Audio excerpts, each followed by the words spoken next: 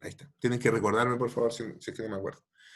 Bien, eso. Quisiera conocerlos un poquito más a ustedes, ¿bien? Antes de conocerlos, déjenme decirles que eh, en el comité académico vimos sus currículos, entonces yo más o menos los ubico, ¿vale? Pero, y como los ubico, sé que algunos de ustedes probablemente se deben sentir un poquito intimidados ante este curso, ¿vale? Eh, eh, Déjenme decirles que no tienen por qué sentirse intimidados, seguramente lo van a probar, pero tenemos que agarrar estas herramientas y tenemos que saber usarlas, digamos, ¿bien? Y a pesar de que muy probablemente si ustedes no son muy amigos de estas herramientas, eh, ustedes particularmente en sus trabajos de investigación han procurado sacarle el popó al análisis cuantitativo, ¿bien? Eh, entonces, yo los quiero invitar a, a darse el derecho a la duda razonable, a que en una de esas, de las cosas que veamos acá, eh, empezar a desempolvar herramientas de análisis cuantitativo, si es que las tuvieron en algún momento y no las han usado. Y en segundo lugar, bueno, si es que nunca las han usado, a lo mejor intentar conocerlas, ¿bien? Aunque no las apliquen, porque cuando ustedes presenten sus AFES, eh, hay que justificar la elección de las herramientas, y ustedes comprenderán que la elección de herramientas de investigación, la justificación no puede ser, bueno, es que yo le pego a lo igual y no más. No suena muy bonito, digamos, ¿cierto? Entonces, como para poder incluso decir por qué no escogieron una estrategia cuantitativa, este curso está diseñado para eso, ¿bien? Déjenme decirles los últimos, antes de dar la palabra, es que como comité académico nos reunimos cada 15 días a ver el avance de ustedes y comentaba con Olga que en particular en este curso nos diéramos la chance de ver el programa un poquito más, ¿bien? Es por eso que yo hoy no les voy a contar un programa, porque prefiero conocerlos, conversar, hacer una primera entrega de contenido, y con eso durante la semana que empieza el lunes, publicarles un programa, ¿bien? Los programas que habíamos diseñado son los programas que teníamos en el momento en que pensamos en el magíster, hace como 3 años. ¿Bien? Eso fue lo que aprobó el comité académico de la universidad, pero nosotros tenemos la chance de adaptarlo, así que, bueno, a mí me pagan por hacer esto que estoy haciendo con ustedes, así que no piensen que les estoy haciendo un favor, ¿bien? Eso, eso. ¿Qué tal si, denme un segundo para ir a buscar mi blog y para empezar a tomar notas y se presentan ustedes, ¿les parece?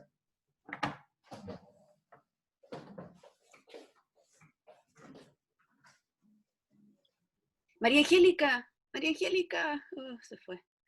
Oye, Sara, hoy día terminamos las clases. Sí, hoy día terminamos temprano, eso estaba bien. ¿A qué hora nos juntamos? Porque va a ser a la hora de almuerzo. Después de almuerzo, yo cacho. Ya, sí. O en la misma hora de antes, pues no sé. ¿Se van a ir de carrete? ¿Por qué no nos invitan a los hombres del grupo? Perdón, somos un grupo de estudio, ¿ya? Ah, qué fome son ustedes. No, lo pasamos bien. Ya, perdón. Igual reímos. No se preocupen, no se preocupen. Yo soy alumno, igual que ustedes, aunque no parezca, aunque me vea viejo. No, oye, después de almuerzo entonces, ¿ya? Mejor, Gracias. porque vamos a terminar muertos de hambre, ya.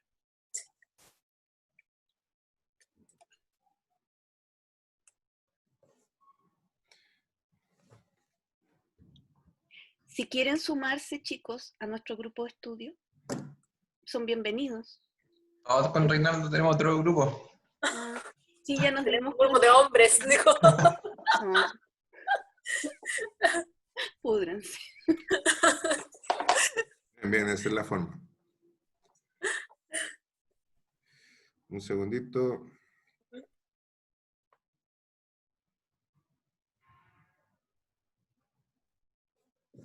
Ya. ¿Quién empieza? Ya uno, por favor, no. Estamos acostumbrados a que parta la Jime. Yo estoy acostumbrada a que parta la Jime. Esto es Estoy esperándola. Se los digo. esta rigidez no es muy Tenemos un sana. protocolo, la Jime se presenta primero. Ah, No muy sé bien, por muy qué. bien. Así, eso es el ejercicio del liderazgo, ¿ah? Yo estoy No, esperando. que va, para nada. Pero de hecho el líder es Alejandro. En estricto rigor, él debiera presentarse primero. Ya, pero me voy a presentar. Bueno, yo soy Jimena Verbal, bueno, ya me conoce mi currículum, así que ¿para qué lo cuento? No, pero dale, Soy, dale, dale, por favor, porque me interesa igual irlo empalmando con tesis, ah, ¿ya? Y yo vi los ya, currículums cuando hicimos la admisión, ya. ¿ya? Así que, Bueno, por yo favor, denle con confianza. no, trabajo en gendarmería hace 20 años casi. Eh, eh, trabajé soy psiquiatra, trabajé como psiquiatra de población penal por 3 años. Después me fui al sistema abierto, pero me fui al departamento, entonces ya no tenían contacto directo con la población penal, salvo que me pidieran asesoría, y trabajé ahí en desarrollo de estudios y programas en el ámbito de la salud mental partí, y después terminé desarrollando estudios y programas en todo lo que involucraba al sistema. Y a la población, sea para la población penal o para los funcionarios del sistema abierto. Y después me fui al departamento de estadística y estudios en el que estoy ahora. Y ahí también hacemos estudios de bien, algunos han sido muy buenos, pero estudios como de lo que solicitan las autoridades, que típico es de que se haga un análisis estadístico de, qué sé yo, las muertes, las riñas, las libertades condicionales, esas cosas son cosas como bien puntuales. Eh, y eso, ¿Cómo, soy cómo? soltera, tengo una gata que le encanta asistir a clase, Muy bien, muy bien. así que Vamos, la sí, vas a ver de vez en cuando. podríamos hacer la excepción y podríamos hacerla participar de oyente en las pruebas. Que te muere, o sea, si no la dejamos, reclama. Oye, Jimena, ¿cómo andan tus destrezas o no destrezas en análisis cuantitativo? O sea, mira, es que yo trabajo con 2 sociólogos. ¿Ya? Entonces, yo lo que hago son las revisiones bibliográficas, los marcos teóricos, los marcos referenciales, los marcos conceptuales, ellos contribuyen a la limpieza de bases de datos y luego ellos aplican las fórmulas, qué sé yo, todo lo que haya que hacer para análisis estadístico, luego me entregan las tablas y gráficos y yo Ujú. hago el análisis, escribo, yo soy la escritora del La equipo. pluma. Yo soy la pluma, claro. Ya, muy bien. Igual es harta pega.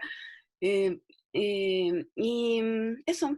Entonces, no, Pero, yo no pero, hago, no hago la parte matemática.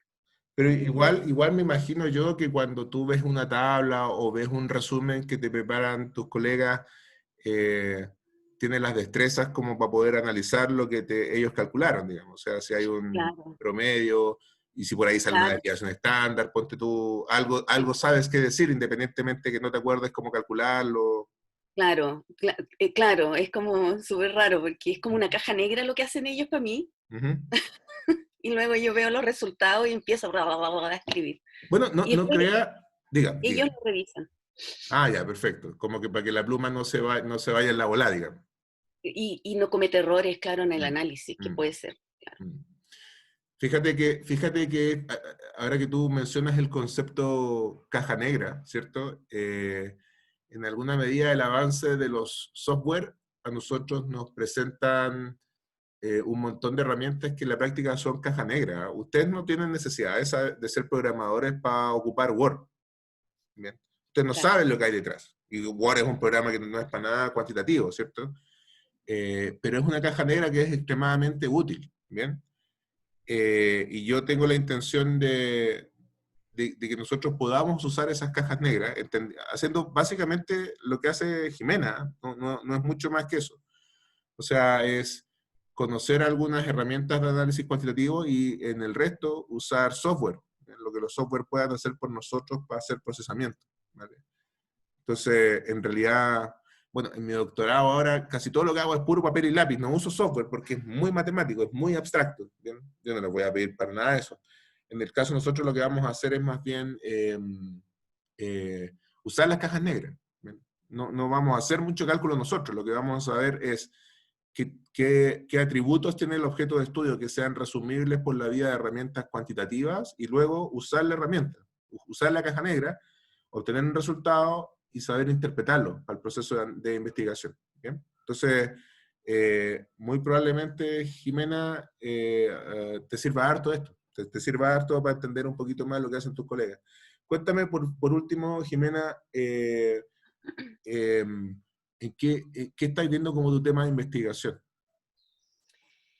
Ya, mi objeto de investigación es la estrategia de criminalización de las personas que protestan desde el estallido social de octubre del año pasado. Uh-huh. El objetivo es comprender ¿cómo se llama? A ver, espérate, es comprender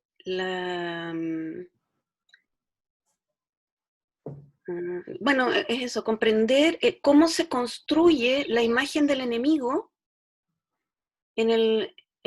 a través de los discursos oficiales y los medios de prensa ligados al oficialismo en el contexto del estallido social. Y la metodología, bueno, hay varios objetivos específicos y la metodología que elegí es mixta, porque quiero analizar cuantitativamente algunas cualidades, características de los textos que voy a usar, o sea, el corpus, digamos, que voy a usar para el análisis son discursos oficiales y artículos de portada del Mercurio y La Tercera, en un periodo de tiempo que son como 4 semanas, 5 semanas, y entonces, bueno, quiero hacer análisis crítico de discurso, y el análisis crítico de discurso es bien flexible en las herramientas que emplea, incluye eventualmente análisis cuantitativo para ver con qué frecuencia se emplean ciertas palabras, ciertos términos. Mira, disculpa, ¿cómo es la técnica? Análisis crítico de discurso. Ya. Y es como es un sistema, no es solo análisis de discurso, es una técnica multidisciplinaria, hecha todo el saco. E Ya.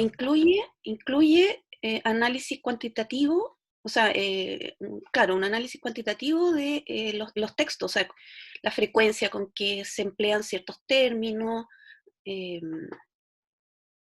eso. Entonces, Y ahora, para hacer... Dale, disculpa. no, pero en todo caso es tributario Sí. del análisis cualitativo. Sí, No, sí. No, claro, no, sí, es lo que yo decía, se usa cuando tiene que usarse, no se usa porque sí, porque esto, insisto, no es el objeto de estudio lo que vamos a ver en este curso, lo que vamos a ver en oye, Jimena, para hacer ese análisis de frecuencia en los textos, ¿usas algún software o los cuentas a mano? ¿Qué es software? No, nunca tanto, pero... No, porque hay software que son, me parece que Atlas hace eso, ¿ah? No sé si Atlas hace eso, pero voy a tener que buscar qué herramientas hay, porque no las conozco. O sea, de hecho, esa parte, para mí, esa parte de traducir los datos a información, para mí es No, y te doy nebuloso. te doy una mala noticia, muy probablemente el 99% de los profesionales no sabe cómo hacer el paso. De hecho, yo lo estoy descubriendo y tampoco me creo tan bacán como para decirte, mira, tenéis que hacerlo así. De hecho, es un buen desafío para mí poder ayudarte, ¿ya? Ya, vamos a aprender Porque los dos. sí, pues porque pasa lo que pasa, pues, o sea, la gente se especializa en quali o se especializa en quanti, entonces el que sabe quali hace análisis de texto y el que sabe a quanti no se quiere meter a texto, pero en medio está la inteligencia artificial y ponte tú, yo del apoyo que estoy haciendo en mi tesis doctoral al Ministerio Público, lo que se hace es hay algo que se llama web scrapping, ¿bien? Que es hacer andar ocupa un software que se llama Python, a lo mejor ustedes lo han escuchado nombrar. Sí. Y se hace correr un robot. Todas estas cosas están programadas por otros, ¿ah? O sea, igual hay que entenderla y hay que programarlo, hay que decirle cómo hacerlo. Pero se hace correr un robot que baja artículos. Entonces, a lo mejor no baja, o sea, yo le puedo pedir que me baje todos los artículos de la prensa mundial en 15 días que digan Chile estallido social o protest o cualquier traducción. Y eso lo baja, arma una base de datos y después hay otro robot que agarra eso y sabe contar frecuencia. Y no solamente la frecuencia de las palabras, sino que contar cuáles son las palabras que acompañan, lo que yo te contaba hace un segundo, ¿cierto? Cuáles son las palabras que generalmente acompañan a estallido social.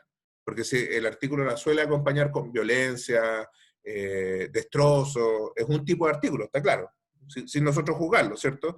Que es distinto al tipo de artículo que lo suele acompañar estallido social con democracia, con movimientos sociales, ¿cierto? Entonces, voy a hacer lo imposible por tratar de intersectar lo que estoy haciendo con lo tuyo para poder, para poder potenciar esto, porque al final del día se ve muy sexy una investigación que saca lo mejor de lo cual y lo mejor de lo cuanti, a pesar de que parezca que son objetos de estudio que no se dejan agarrar cuantitativamente. Pero sí, la noticia es que con estos avances en la tecnología de información, estas cosas se dejan agarrar más cuantitativamente. Bien. Así que, veamos cómo nos va. Bacán. ¿Quién suele suceder a Jimena en el protocolo de presentaciones? Están todos mudos, no Yo tengo... voy a presentarme, pero no hay como un orden ahí, profe. Dele nomás. Ya, mi nombre, bueno, es Sara, soy terapeuta ocupacional, también trabajo en Gendarmería hace 9 años, en un centro de estudio de trabajo acá en Putaendo.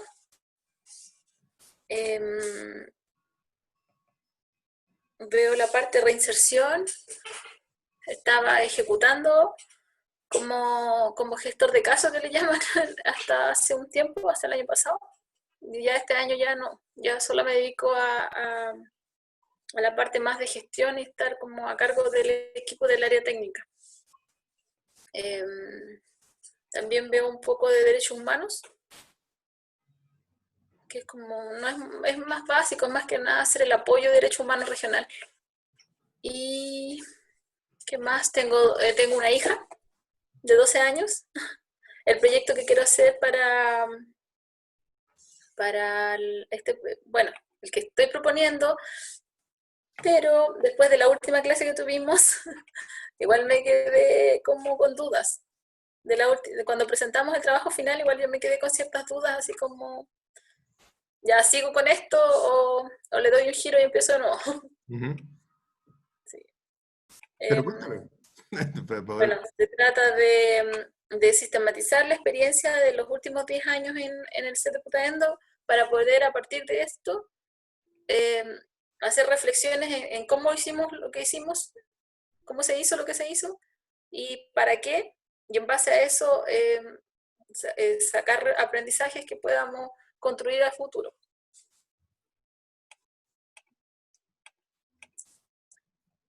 La sistematización de experiencia para mí es nuevo, así no sabía nada. ¿Y cómo te fue en el curso de análisis quali? O sea, como para ir dándole, aclarando tu estrategia de investigación, tus objetivos. La verdad me fue muy bien, me sorprendió incluso eso, Ya. en la parte de análisis quali. Ya. Pero el Seguro va a informe pasar lo final mismo, no lo conozco. de seguro Yo va a igual pasar le lo tengo mismo con respeto Quali. a usted. No, pero tranquila, no hay ningún problema. ¿Bien? No hay ningún problema porque vamos a trabajar con software y los software hacen las cosas y lo que hay que escribirle a los software para que hagan las cosas es muy poquito. ¿Bien? Yo creo que uno se tiene que tomar más tiempo analizando lo que hacen los software o lo que arrojan los software que ¿cuánto se llama? Que aprendiendo a programar, ¿ya? Eso no se demora nada, ¿vale? Eh, cuéntame qué insumos estás usando para o estás pensando en este momento que vas a usar para tu investigación. Insumo, ¿qué vas a usar Hasta el entrevistas? momento, sí, eso, entrevista y grupo focal. Entrevista a los ex participantes del proceso, que los tengo que ir a buscar a los ex usuarios que han pasado, los internos que han pasado por el sistema, y a ex funcionarios que han trabajado. Entonces eso la idea es poder hacer la entrevista semiestructurada. Y a los grupos, a los que estén presentes en el momento de ejecutar este trabajo, hacer un grupo focal con usuarios y funcionarios. No sé si por separado, pero esa es como la idea ahora, la propuesta que hice. Perfecto. Oye, ¿y de información administrativa estás pensando en ocupar algo? Sí, eso me di cuenta que leyendo como ejemplos de sistematización, vi que hacen como una recogida de datos. O sea, se construye una línea de tiempo, es el primer paso, construir una línea de tiempo hacia atrás de los 10 años, de los hitos más relevantes, y ahí se va contrastando con revisión bibliográfica, o sea, con datos que hayan de registro del sistema, de cómo se han hecho las cosas y todo. Perfecto. Eh, Dame un segundo, déjame tomar una nota. Por lo general, yo hago clase también en el magíster en, en Gobierno y Gestión Pública del INAP, ¿bien? Y me ha tocado llevar hartas tesis, ¿vale? Y por lo general ocurre que hay un montón de información en los antecedentes administrativos de programas, ¿bien? Y para objetos de investigación como el tuyo, que es una sistematización de experiencias de un periodo de tiempo, de seguro, ahí hay insumos de información que no te puedes dar el lujo de no procesar. ¿Bien? Claro. Para describir una dimensión, una parte, ¿bien? De tus análisis. ¿Bien? Generalmente uno se da el lujo, o prefiere darse el lujo de no, precisamente porque no le pega la herramienta, ¿bien? Porque no sabe cómo hacerlo. ¿Bien? Y nosotros vamos a tratar en este curso, aprovechando también que es chiquitito, de que todos quedemos en un mismo nivel de competencias de análisis. ¿Vale? Y yo creo que no es difícil, no es difícil. O sea, nos va a costar, hay que estudiar harto, hay que dedicarle más tiempo que lo que tenemos en clase, se los advierto, pero se puede, perfectamente se puede. Si uno le dedica un poquito de tiempo y dedicación y cariño, ustedes seguramente van a descubrir, ustedes dos, Jimena y tú, que son las que conozco hasta ahora, van a conocer, van a encontrarle un montón de sentido a esto que vamos a descubrir juntos. ¿Vale? Gracias. ¿Tuviste cursos de cálculo o álgebra en la universidad? Sí. Hasta los terapeutas ocupacionales. Estadística. Sí, estadística, vida estadística. Sí. ¡Ay, tuviste estadística! Las pasé estudiando mucho con 4. Y con 4. Ya Soy está. súper. Yo 4-1, 4-2. tengo un curso que se llama Procesos Estocásticos, que también ha puesto el 4, no ha puesto nada más que eso. Así que no. De verdad, era muy mucho. Ya, está bien. Está bien. Pero qué bueno, porque vamos a desempolvar un poquito esos conocimientos. Tú cuando tienes que hacer análisis cuantitativo o algo que se parezca al análisis cuantitativo en la actualidad, ¿ocupas software? Excel, por ejemplo. Excel, sí. Lo uso. ¿Y Jimena, tú ocupas Excel? Muchísimo, Ya. Todo el rato. todo el rato. Vamos a hacer algunas preguntas después de qué es lo que ocupan en Excel, como para irme yo haciendo la idea, pero del grupo. ¿Bien?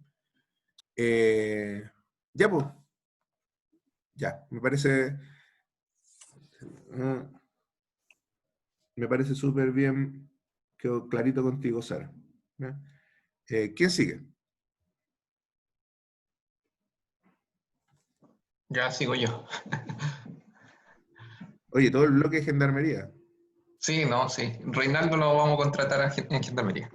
Y ahí estamos, ya tenemos un programa específico para la Gendarmería. Bueno, Rodrigo, muchas gracias. Debo reconocer, sí, Rodrigo, que como estos son trimestres y nosotros trabajamos, nos cuesta un poco. Y en lo personal, yo lo comentaba con mis compañeros, el segundo trimestre se me hizo muy, muy pesado. Fue una situación bien extraña porque el primer trimestre lo pasé bien, amanecí y todo, trabajo, pero este trimestre lo pasé más o menos, ¿no? Pero este trimestre me quiero que sea mucho más positivo, que lo pasemos bien. Quanti siempre es un tema interesante. Cualitativo me costó mucho entenderle algunas cosas al profe. Los textos son bien particulares. Hay palabras que uno no puede aprender con H entre medio. Entonces cuesta un poco, pero este trimestre creo que va a ser bien interesante. Yo quiero investigar sobre, bueno, soy auditor público igual que el profesor. El profesor debe tener una generación más que yo nomás, así que somos de la misma Yo soy edad. del 94, ¿no? 93. ¿Tú cuándo? Tú Yo soy soy del 92, 92. ¿no? Yo soy del Claro, yo 92. soy 93. Sí. Así que nos conocemos y bueno, llevo casi 20 años igual que Jimé en Gendarmería, Tú Privada me vas a Libertad. contar mi historia en la universidad, ¿cierto? No, ahora no, no, no, no. Eso Está bien. es reservado, secreto, secreto. Está bien. Ya, y entonces lo que quiero investigar dice relación con la violencia carcelaria, que es un tema que a mí siempre me ha llamado la atención. Eh, por mi trayectoria dentro de Gendarmería me dediqué más bien a los temas de reinserción, gestión de programas y ese tipo de cosas, evaluación de programas. Terminé en un cargo directivo, hoy día estoy trabajando en la escuela de Gendarmería y, y siempre me ha llamado la atención cómo puede aportar la reinserción a disminuir la violencia carcelaria. Es una locura nomás que a lo mejor, si bien es cierto, hay literatura en otros países sobre ese tema, en Chile hay muy pocos. Los que han investigado violencia carcelaria que yo me recuerde es Guillermo Sangüesa, que tú lo ubicas, Ujú. y no sé qué otros autores más, pero son poquitos. En la región tampoco uno puede buscar literatura referida al tema porque se define mucho a partir del contexto local. No es la misma violencia que hay en las cárceles de Brasil que la violencia que hay en las cárceles de Argentina, y distinto es, creo yo, a la violencia de las cárceles de Chile. Y quiero investigar sobre una unidad en particular, que es Colina 2, que es la unidad que tiene los mayores índices de violencia interpersonal.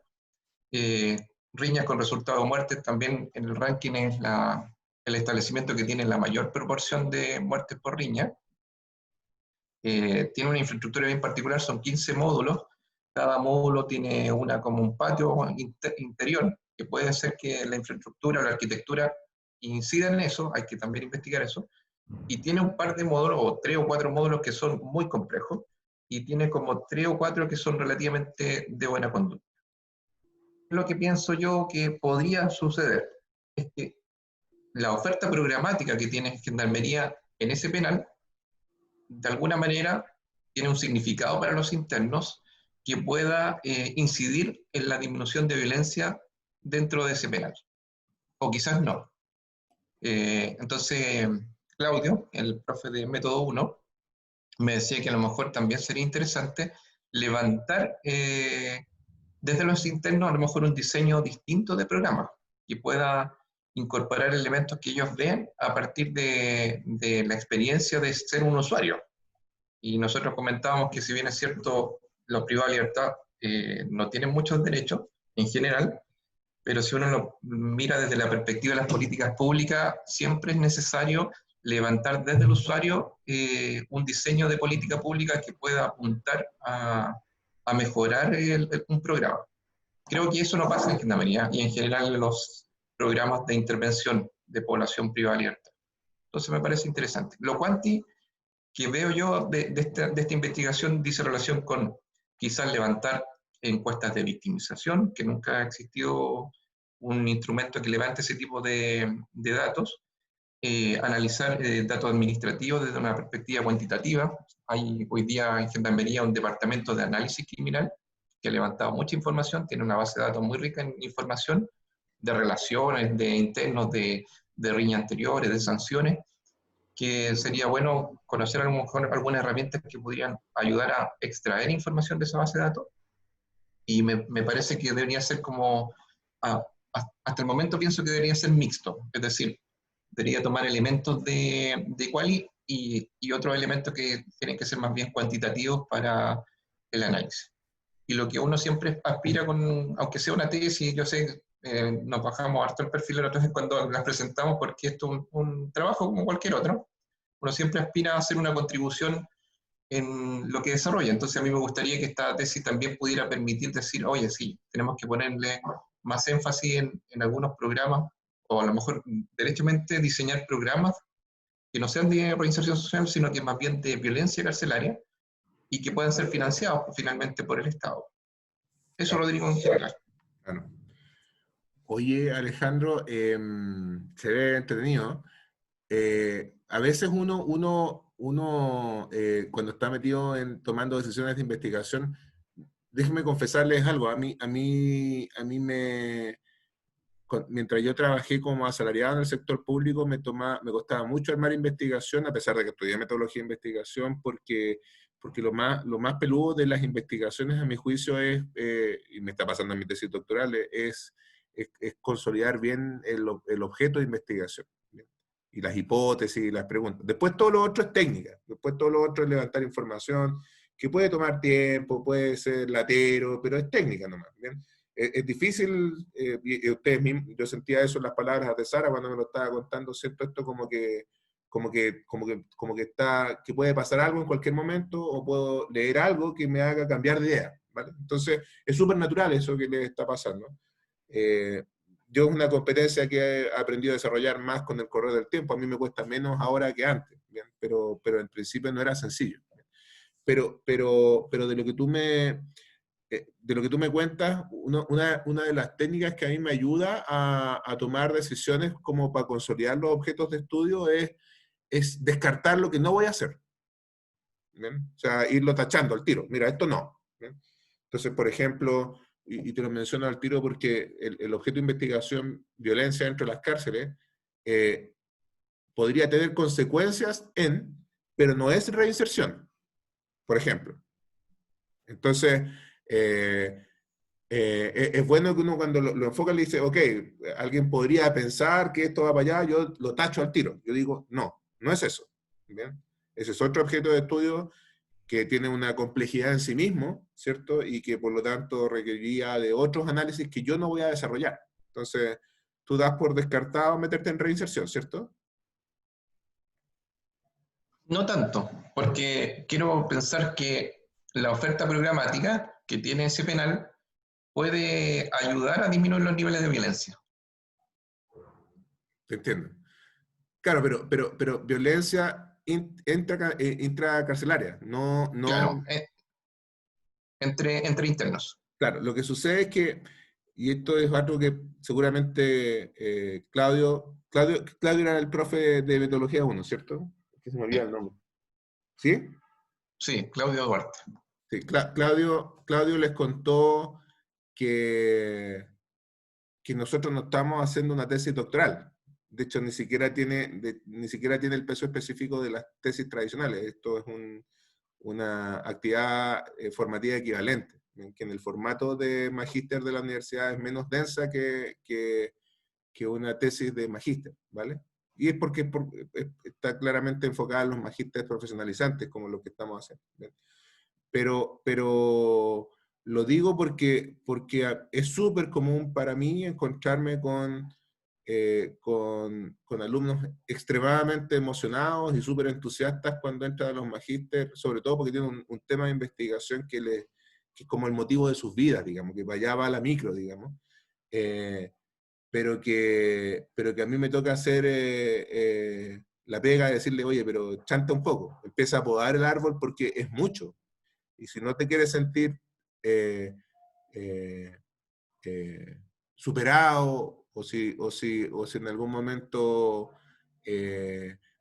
vas a terminar echándote la culpa de por qué seleccionaste un tema, es súper prudente, ¿cierto? Empezar a decir, no, mira, esto no, esto no, esto no. aunque todos sepamos que tiene relación con, ¿bien? O sea, porque si nosotros nos enfocamos en reinserción, por ejemplo, en reinserción uno tiene otros indicadores. ¿Bien? O sea, tiene indicadores de riesgo, tiene indicadores de reincidencia, tiene indicadores de socialización, de formación de capital social, pero todo eso va afuera. ¿Bien?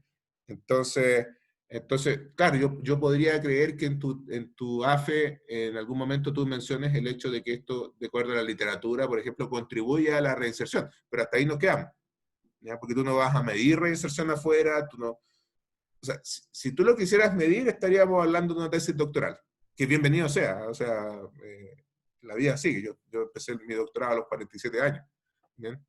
Y espero terminarlo antes de los 60.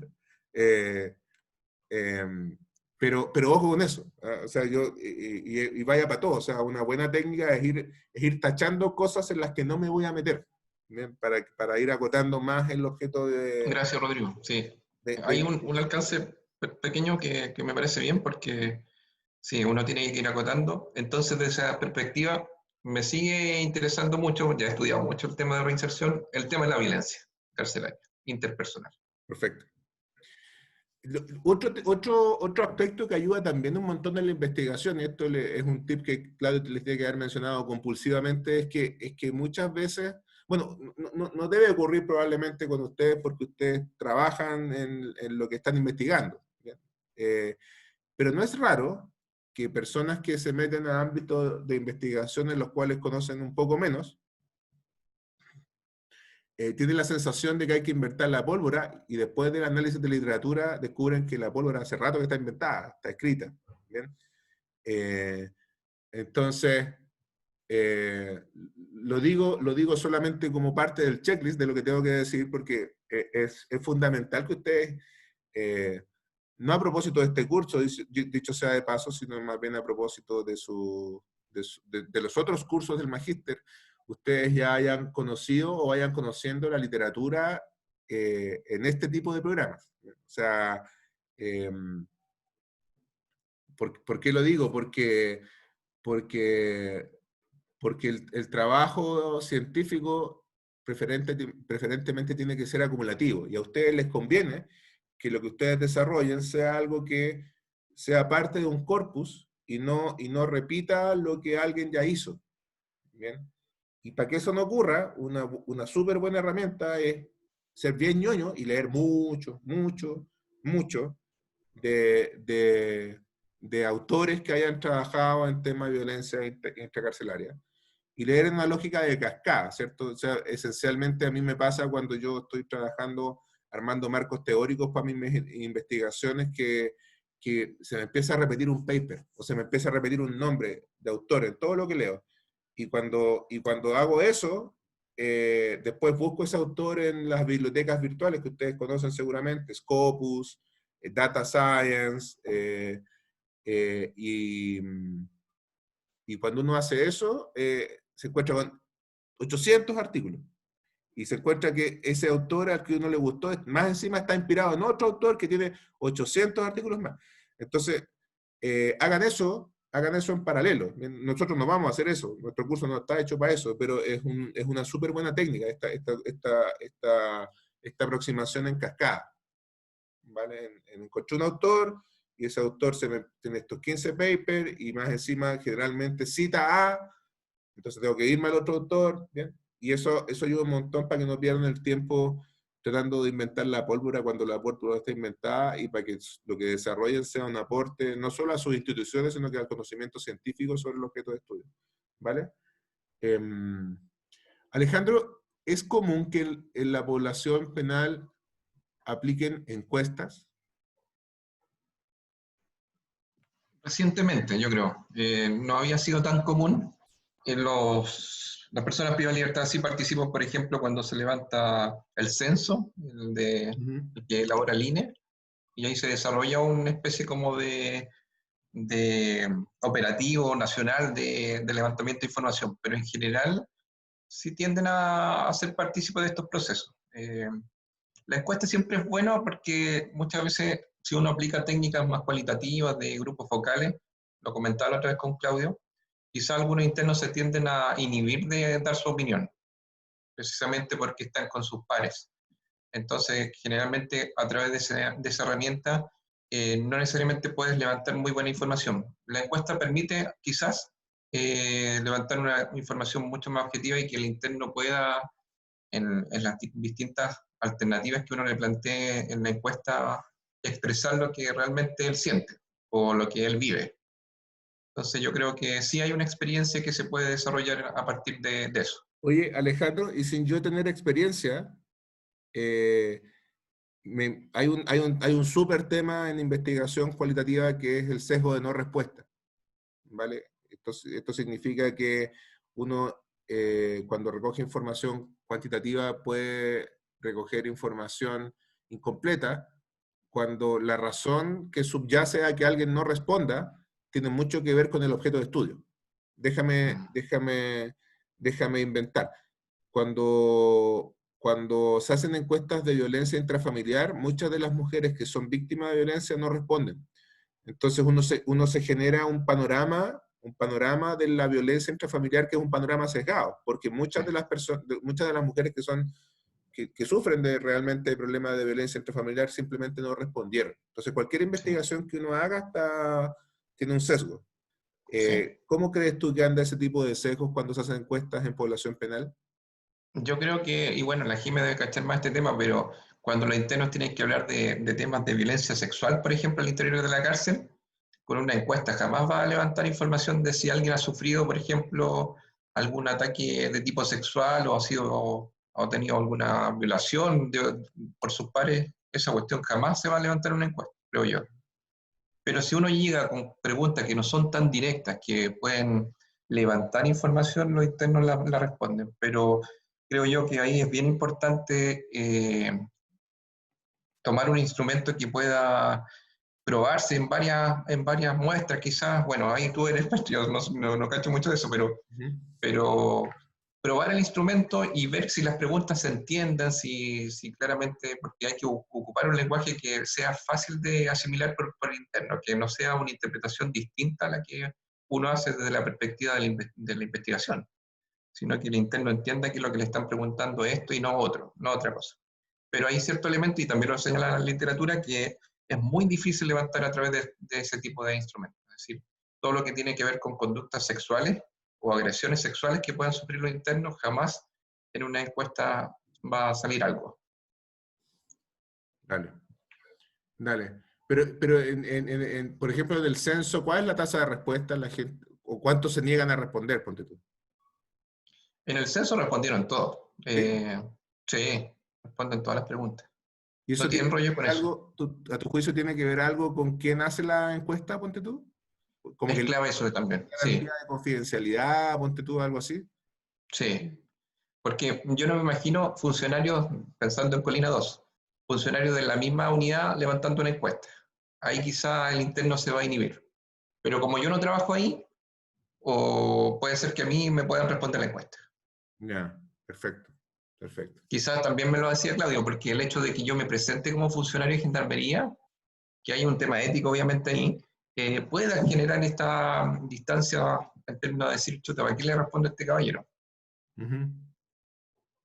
Sí, yo creo que con todas estas aprensiones, el problema tiene nombre y apellido, el problema es sesgo, no respuesta, ¿vale? O sea, ¿qué es lo que hacemos para que eso ocurra en la menor medida posible? ¿Vale? Y ese es un cacho más grande que aprender a calcular algo cuando ya tengas la encuesta en mano. O sea, la verdad es que es trivial. El desafío más bien es este. ¿Bien? Pero bueno, yo creo que lo que vamos a ver estadística descriptiva y vamos a refrescar estadística descriptiva te va a ayudar harto, Alejandro, para tratar de... Lo más peludo es levantar la encuesta. Y si es tan peludo levantar la encuesta, entonces tenéis que sacarle harto jugo. Bien, a lo mejor hacemos cosas más entretenidas que solo análisis descriptivo. Y algunas de esas cosas las vamos a ver en este curso, ¿vale? Súper, muchas gracias. Vale. ¿Quién sigue?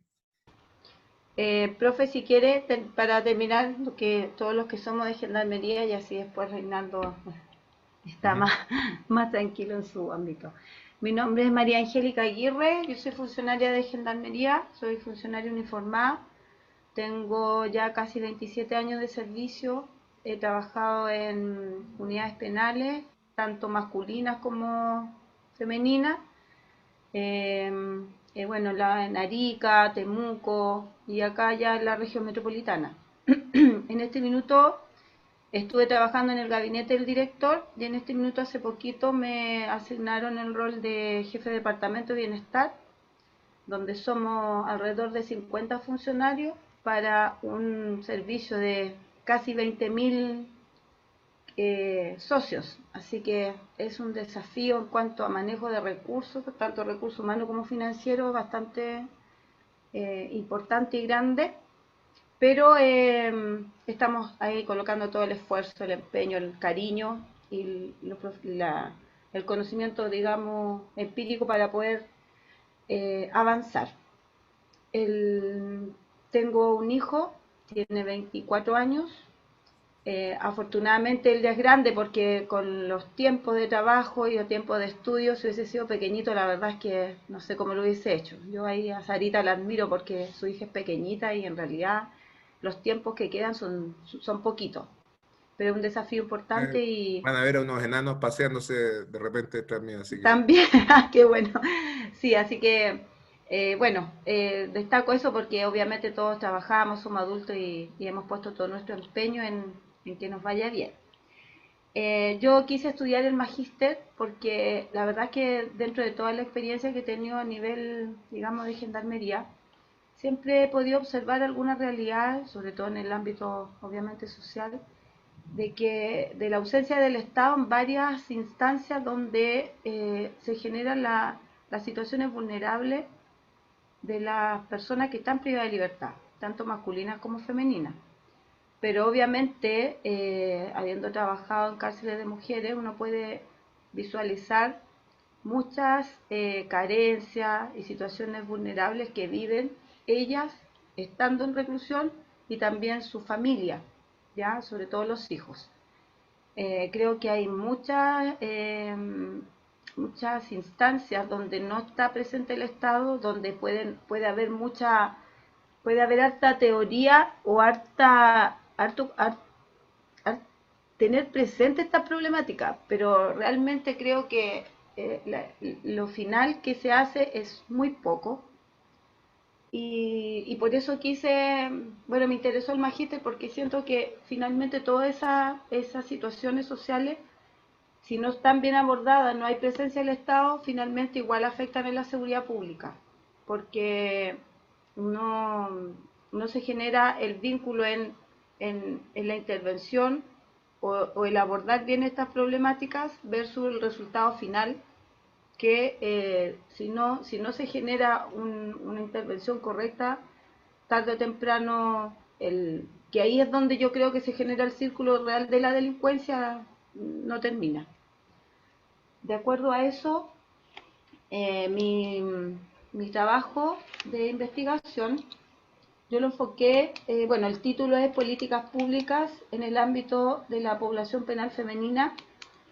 La pregunta de investigación es si existen políticas públicas dirigidas a la intervención de los hijos de mujeres recluidas en los centros penitenciarios femeninos de la región metropolitana, y el objetivo general es demostrar la insuficiente intervención estatal en el estado de vulnerabilidad de los niños de 2 a 5 años, hijos de mujeres condenadas. Definir la región metropolitana, porque a nivel nacional en Santiago es donde están las unidades penales más grandes en términos de población penal femenina, que tiene mayor cantidad. Por lo tanto, hacer un estudio en el Centro Penitenciario Femenino de Santiago refleja la realidad que puede ser vista a nivel nacional. ¿Ya? En lo personal, profesor, yo estudié trabajo social y he hecho alguna otro avance académico, pero en todo debo admitir que siempre me han asustado los números y a lo mejor es un sesgo mío hablar de números con lo cuanti, pero finalmente admito absolutamente que me asustó un poco digamos, lo cuantitativo, pero bueno, para eso estamos, para aprender, para sacarle al jugo a usted como profesor, en términos a poder hacer un trabajo para el nivel que la universidad espera. Y todo mi esfuerzo, pero admito que le tengo un poco de susto a lo cuántico. Pero tú en ese, o sea, en primer lugar, María Angélica, me tinca N tu tema de investigación. La situación de los hijos de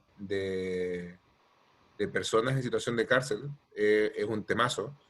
Yo en particular me tocó evaluar hace como 4 años esta política pública paraguas grandota del Ministerio de Desarrollo Social que se llama el Subsistema de Seguridades y Oportunidades, y uno de los programas del Subsistema de Seguridades y Oportunidades es Camino. Y Camino está enfocado en los hijos de personas en situación de cárcel, ¿vale? Y claro, y uno ve rápidamente que al lado de lo que hacen otros programas del subsistema, como el programa Familia, como el programa, incluso el Calle, que es para personas en situación de calle, o el Vínculo, que es para adulto mayor, el Camino era el más deficitario, ¿vale? Prejuicio, ¿eh? Yo no sé cómo andar ahora, yo estoy hablando de la situación de hace 4 o 5 años cuando me tocó hablar de ese programa. Nada ha cambiado, profesor. Bueno, pero ahí hay temas. Esos son los desafíos. A los que nos interesan los problemas sociales, mientras más feo el problema, más desafiante, ¿cierto? Y más la sensación de aportar, digamos, ¿cierto? Porque mientras más votado esté el tema, más aporta hay que hacer al conocimiento científico, ¿vale? O sea, yo solo que quiero decirte, Angélica, que muy probablemente, esto también tiene que ver, es una muy mala cosa apelar a los colegas, ¿ah? Pero suele suceder que los profes espantan cuando explican estas cosas, y aparte de eso que también el momento en que están metidos estadísticas en las carreras es un mal momento. Uno todavía es cabro chico, no tiene idea de problemas de investigación, entonces no haya como, es como que a uno le enseñen a usar... Si a nosotros nos hubiesen enseñado a usar un computador en un pueblo donde no hay electricidad, como no lo entiende, ¿para qué? ¿Para qué? Me están torturando con esta cosa. Pero cuando llega la electricidad y la herramienta está ahí, pucha que sirve. ¿Fíjate? Entonces, claro, ocurren esas dos cosas, que hay colegas que son brutos y derechamente carreras en las cuales este tipo de ramo está hecho para filtrar nomás. O sea, al que ojalá se mueren hartos en estadística, ¿vale? No es el caso, no es el caso de esto. Ay, no, malo. O sea, por reglamento los cursos se aprueban o se reprueban, ¿cierto? Pero yo quiero darle esto el enfoque de que mi desafío personal con ustedes es que ustedes le puedan dar, así sea, algunos contenidos cuantitativos a su objeto de estudio. No por una suerte así como de éncono, de que tiene que ir, no, es porque los objetos de estudio se dejan de describir de todas formas, ¿bien? Y solamente optar por una de las dos es sesgado y habla mal de una investigación. Las investigaciones tienen que complementar todo, ¿bien? Porque los objetos de estudio de ciencias sociales son complejos y se dejan abordar desde todas las perspectivas, no son unidimensionales, ¿vale? Entonces, cuando me empezaste a contar del tema, dijiste políticas públicas penitenciarias para mujeres, me asusté.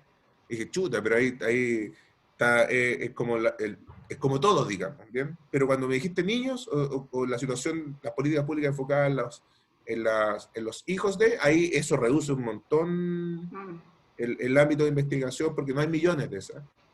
Y seguramente parte importante de tu trabajo, María Angélica, está precisamente en buscar no solamente resumir lo que se ha hecho acá, sino que para poder juzgarlo adecuadamente, juzgarlo con los ojos de cuál es el mainstream internacional en este tipo de políticas. ¿Qué es lo que se hace? ¿Bien? O sea, porque nuestra preocupación en los niños de personas en situación de cárcel no es solamente nuestra. Esto seguramente hay 15.000 investigadores alrededor del mundo que están buscando la mejor forma de intervenir en niños de personas en situación de cárcel. Y esas 15.000 personas seguramente han escrito, seguramente han hecho estudios y seguramente han dicho qué funciona y qué no funciona. ¿Bien? Entonces, una buena investigación no solamente sería, en tu caso, sería poder sintetizar adecuadamente lo que se ha hecho en Chile, sino que poder sintetizarlo a la luz de esa experiencia.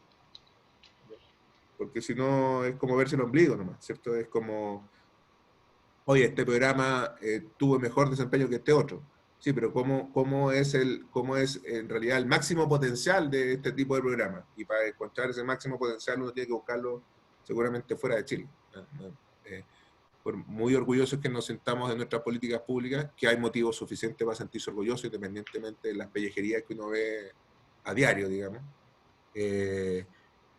Típico que hay algo que, en alguna parte del mundo hay alguien que lo tiene que hacer mejor que uno. Entonces, uno tiene que enterarse de eso. ¿Bien? Y cuando tiene que enterarse, de hecho, dicho sea de paso, viene de evaluación y ahí hay un montón de cuanti. ¿Bien? Yo no estoy diciendo que tú tengas que hacer cuanti en tu trabajo, pero por último, María Angélica, si es que al final del día llegamos a la conclusión de que no es necesario, tú sepas justificar por qué no es necesario. ¿Bien? No simplemente porque no me gusta, o porque me da miedo, o porque... Me asusta. Claro, sí, sí. Bueno, a mí también me asusta. De hecho, el doctorado que estoy haciendo me tiene comiéndome las uñas, digamos. Pero hay una cumbia que dice me asusta, pero me gusta, ¿cierto? Sí. Profe, pero la idea es justamente, bueno, aprender y como bien dice usted, yo creo que hay muchos antecedentes que efectivamente... es que a mí porque me asusta lo cuanti, a lo mejor es un sesgo, pero siempre pienso que o observo de que como que se habla y si el resultado, o se tratan de hacer acciones y si el resultado no impacta como a gran cantidad de gente, como que no hay interés de hacerlo. Mm. Pero cuando hay situaciones de vulnerabilidad, yo creo que si puedes afectar positivamente a 2 personas, ya ese es un Sí. logro, porque tú evitas un impacto mucho mayor. Por ejemplo, la violencia intrafamiliar, cuando hablan de estadística a mí me asusta porque yo digo, pucha, o femicidio, que con que se evite la muerte de una mujer a futuro, igual es importante generar acciones, más allá de que sean 5 o 10, porque estamos Sí. hablando de personas, ¿ya? Pero evidentemente si los antecedentes cuantitativos nos ayudan a poder, en términos de resultados, observar de mejor manera la realidad, obviamente hay que aprovecharlos también. Hay otra mala utilización de lo cuantitativo, ¿ah? Y es cuando lo cuantitativo se suele asociar a un concepto también sesgado de eficiencia económica, ¿eh? Que es más o menos lo que tú estás diciendo. O sea, Ya. este programa no es bueno porque solamente 2 personas de 100 personas intervenidas se reinsertan en la sociedad. ¿Bien? O 1 de cada 10 agresores que recibe una intervención finalmente abandona conductas de violencia intrafamiliar, por ejemplo. Bien. Entonces, desde el punto de vista de alguien bruto para la finanza, diría, eso es ineficiente. ¿Ya? Pero déjame decirte 2 cosas. En primer lugar, hay un tema ético con respecto a eso, ¿cierto? O sea, que es el que tú mencionas, que son vidas, ¿cierto? Son personas, son niños, en el caso del objeto de estudio tuyo. Pero ¿sabes qué? Yo he llegado a la convicción con el correr del tiempo que si uno hace el esfuerzo, que no es algo que yo me estoy imaginando que hagas tú, ¿ya? Pero cuando uno hace el esfuerzo y busca bien investigaciones, uno se puede encontrar, por ejemplo, con que se hace una valorización económica de esas intervenciones y no por un tema ético, sino que por un tema financiero se llega a la conclusión de que incluso, aunque salves uno o aunque reinsertes uno, la plata que gastaste en reinsertar ese uno justificó perfectamente que 9 quedaran en el camino. ¿Bien? Entonces, claro, eso uno lo viene a aprender como en tercera derivada, porque uno lo que escuchó durante 20 años es al ingeniero comercial que le dice, no, pues esto funciona así, no, preferible gastarse la plata en otra cosa, y no necesariamente. no necesariamente. Bien, entonces, ahora uno aprende esto leyendo. Entonces, yo reitero el punto, María Angélica, de que muy probablemente lo mejor que le va a dar a tu tesis es precisamente ver cuál es el desempeño de otras políticas públicas en otros lados, porque si en todos lados existe este nivel de impacto, quiere decir que a nadie debe extrañarle que en Chile exista el nivel de impacto que existe, porque es la expectativa que hay de estas políticas públicas. El consumo problemático de alcohol y drogas, aquí en la Quebrada del Ají, los indicadores de efectividad de esas políticas son malos. Y no es porque las políticas sean malas, sino porque es un problema muy complejo. ¿Bien? Entonces hay que perderle el miedo a esas cosas. Y quiero aprovechar el bolito también, como a lo que ustedes le pierden el miedo a otra cosa. Si ustedes proponen una hipótesis de investigación y al final de esto, de lo que queda para presentar la AFE, toda la investigación que hagan no corrobora su hipótesis de investigación, eso es lo que importa, es que ustedes hayan hecho una buena investigación, no que hayan corroborado la hipótesis, porque el que hace una investigación se somete al estrés, somete a estrés su hipótesis. ¿Bien? Porque de lo contrario esto sería simplemente ya, digamos la hipótesis, busquemos antecedentes que la respalden. No, nosotros formulamos una hipótesis y estamos dispuestos a que la hipótesis encontrar contraejemplos o derechamente descartar la hipótesis. Y eso no es sinónimo de una mala investigación. Eso, lo que es sinónimo de una mala investigación es que no sea rigurosa, que no sea hecha con los antecedentes, y si al final del día la hipótesis se descarta o la evidencia no la respalda, lo que importa es que esté bien hecha la investigación.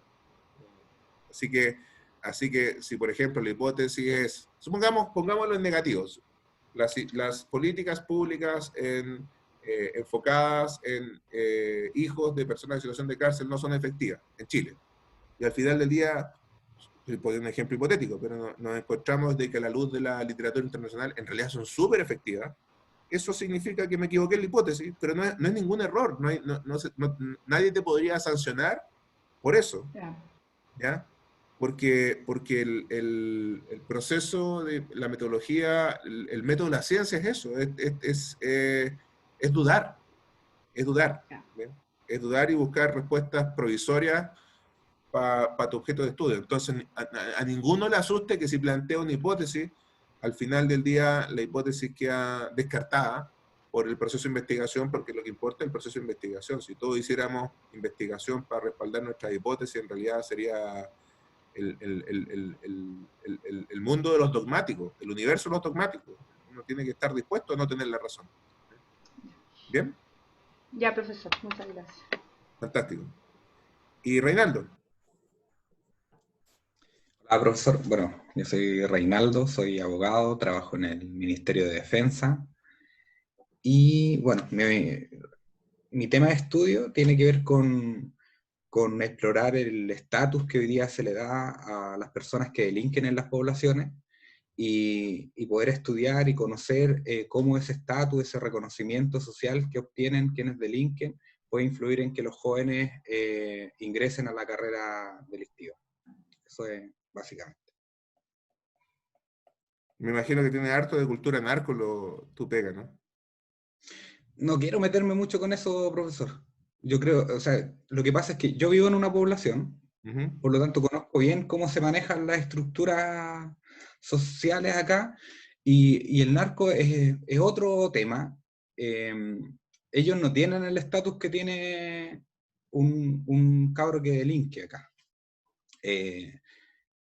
Ellos no tienen ese estatus, están muy por debajo, ¿ya? Pero quienes ingresan al narco lo hacen más bien por el dinero, y ese dinero les permite comprar este estatus, entre comillas. Así por lo menos lo observo yo he vivido toda mi vida acá en la población. Entonces, por eso no quiero meterme mucho con eso, porque creo que ahí el incentivo no es el estatus. Quien se mete a traficar droga no busca un estatus, sino que más bien busca el dinero que le otorga la venta de droga. En cambio, tiene un estatus, yo no te pregunto porque nunca he investigado el tema, pero me me interesa mucho. Y ese estatus entonces se obtiene indirectamente, se obtiene por el ingreso, no por el delito, no por ser un... O sea, el tema tiene que ver con el reconocimiento social. Yo siempre lo he asociado al reconocimiento, a obtener un reconocimiento. Y bueno, con la clase del profesor Claudio Duarte, pude conocer a un autor que se llama Axel Honneth, que habla acerca del reconocimiento social y de la búsqueda que tenemos todos los seres humanos de tener ese reconocimiento social. Entonces, yo creo que hoy día estos jóvenes, al igual que la mayoría de nosotros, ¿cierto?, busca también el reconocimiento social, pero la falta de espacios de reconocimiento dentro de la población hacen que finalmente terminen obteniendo ese reconocimiento al ingresar a la carrera delictiva. Yo creo que finalmente hoy día lo que existe acá en la población es una pirámide invertida, en donde quien trabaja es el último de la pirámide, y quien delinque es el que tiene más respeto de su entorno. Eso es lo que está pasando, y ese es el fenómeno que a mí me gustaría estudiar. Ver si efectivamente es así, ver de qué manera influye, poder conversar con los chiquillos y preguntarles, poder explorar ese tema. Y yo tengo pensado hacerlo a través de entrevistas semiestructuradas, entrevistas individuales, pero también quería explorar con este ramo, porque la verdad es que conozco re poco de investigación, de tanto el método cualitativo como cuantitativo. El cualitativo, bueno, ahora aprendimos mucho en el curso pasado, pero yo no tenía mucha experiencia en investigación, no tenía nada de experiencia. Entonces ahora, bueno, ¿cuál es lo que espero yo de este ramo? Que poder conocer, ¿cierto?, el análisis cuantitativo y ver si alguna de las herramientas, como por ejemplo el cuestionario, la entrevista, puede permitirme obtener también información en mi trabajo. Dale. Mira, hablemos un poquito de las encuestas, Reinaldo, a propósito de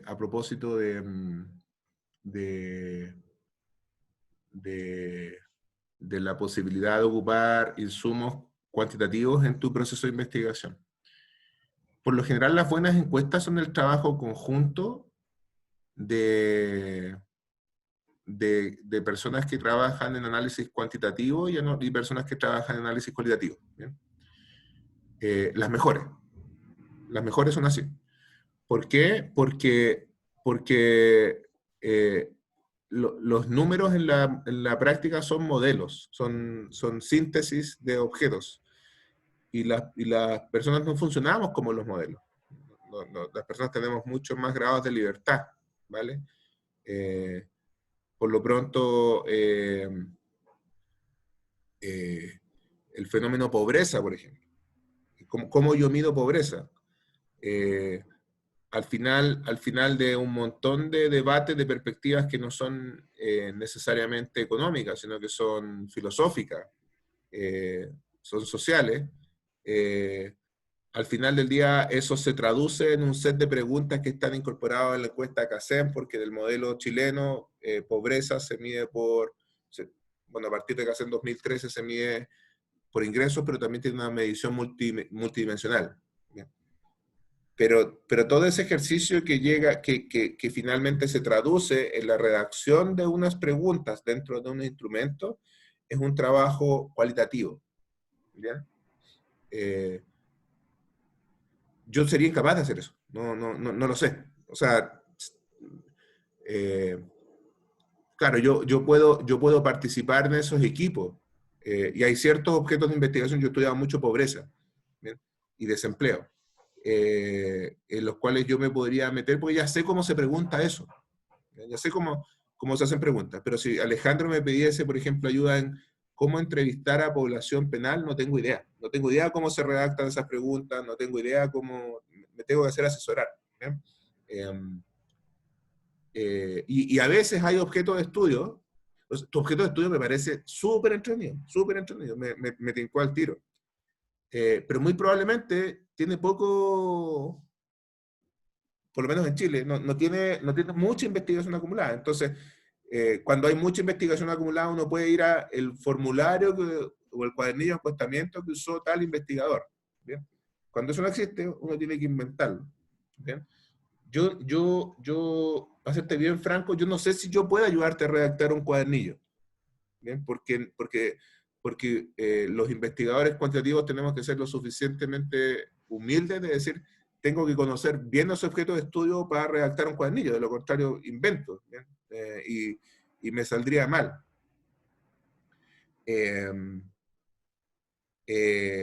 Pero sí, para lo que soy bueno es para operacionalizar a partir de preguntas en indicadores objetos de análisis. Por ejemplo, algo en lo que sí he trabajado es medición de formación de capital social. Bien. Y yo me imagino que en los temas, dentro de los temas relevantes, en esta suerte de estrategias de reconocimiento, está esta formación, o al contrario, o sea, déficit en capital social. O sea, ¿cómo es posible que la única forma de ganar estatus en un contexto social sea mediante el delito? Pero ocurren. Eso es. Sí. Ocurren. Entonces, veamos, o sea, yo a todos los invito a que independientemente de los contenidos que veamos acá, que son más o menos estándar, adaptados a ustedes, por cierto, por inbox me escriban todo lo que quieran respecto a su proceso de investigación. ¿Ya? Yo no tengo ningún inconveniente, además soy parte del comité académico del Magíster, en ser un tutor en estos temas. Bien.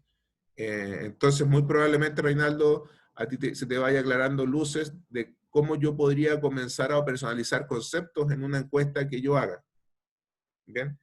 Y también reconocer, por ejemplo, cuando veamos tamaños muestrales, que es tan chiquitito el tamaño muestral que podría lograr, porque la gente no me habla de estos temas, no porque tú no quieras, o porque no tengas plata, ¿eh? Porque a veces postulemos a un fondo concursable para evaluar esto, o para hacer un estudio, y muy probablemente nosotros no alcancemos a juntar 100 personas en tu población que nos quieran responder. Entonces, ese número, SN, o hay muchos sesgos de autoselección, esto que le mencionaba Alejandro, mucha gente que no responde porque no quiere responder.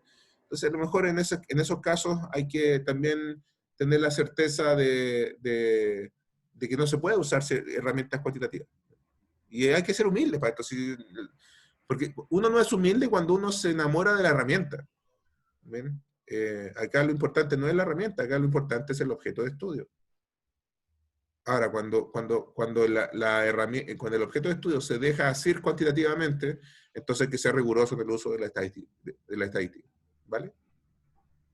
Hay que sacarle el jugo a lo que uno... Si nosotros pudiéramos hacer una encuesta, yo insisto en el punto real, yo no soy experto en la temática, me tinca un montón, pero no siendo experto yo me imagino que si uno pudiera levantar una encuesta en esto, muy probablemente sería famoso, porque no... O sea, ¿cómo explicamos, más allá de las teorías sociológicas, más allá de lo que seguramente has visto en criminología, cómo explicamos esta suerte de formación de identidad a partir del delito? Es un súper tema, sobre todo en Chile, ¿vale?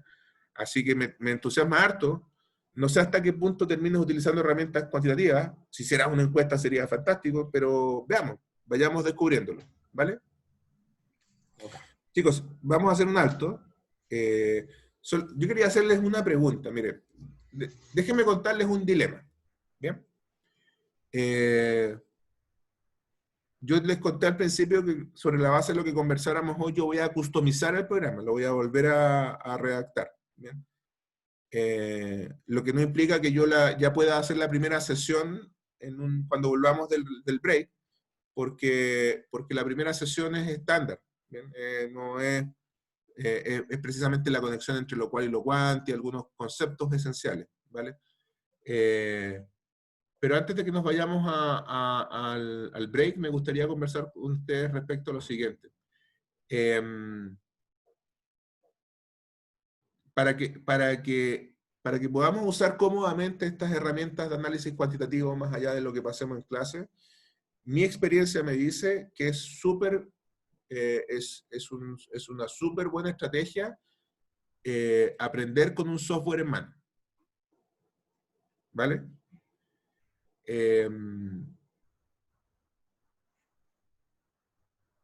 Porque permite procesar. ¿Ya? Si nosotros lo hiciéramos con papel y lápiz, la verdad es que ustedes no podrían seguramente dimensionar en todo lo que les puede servir esto.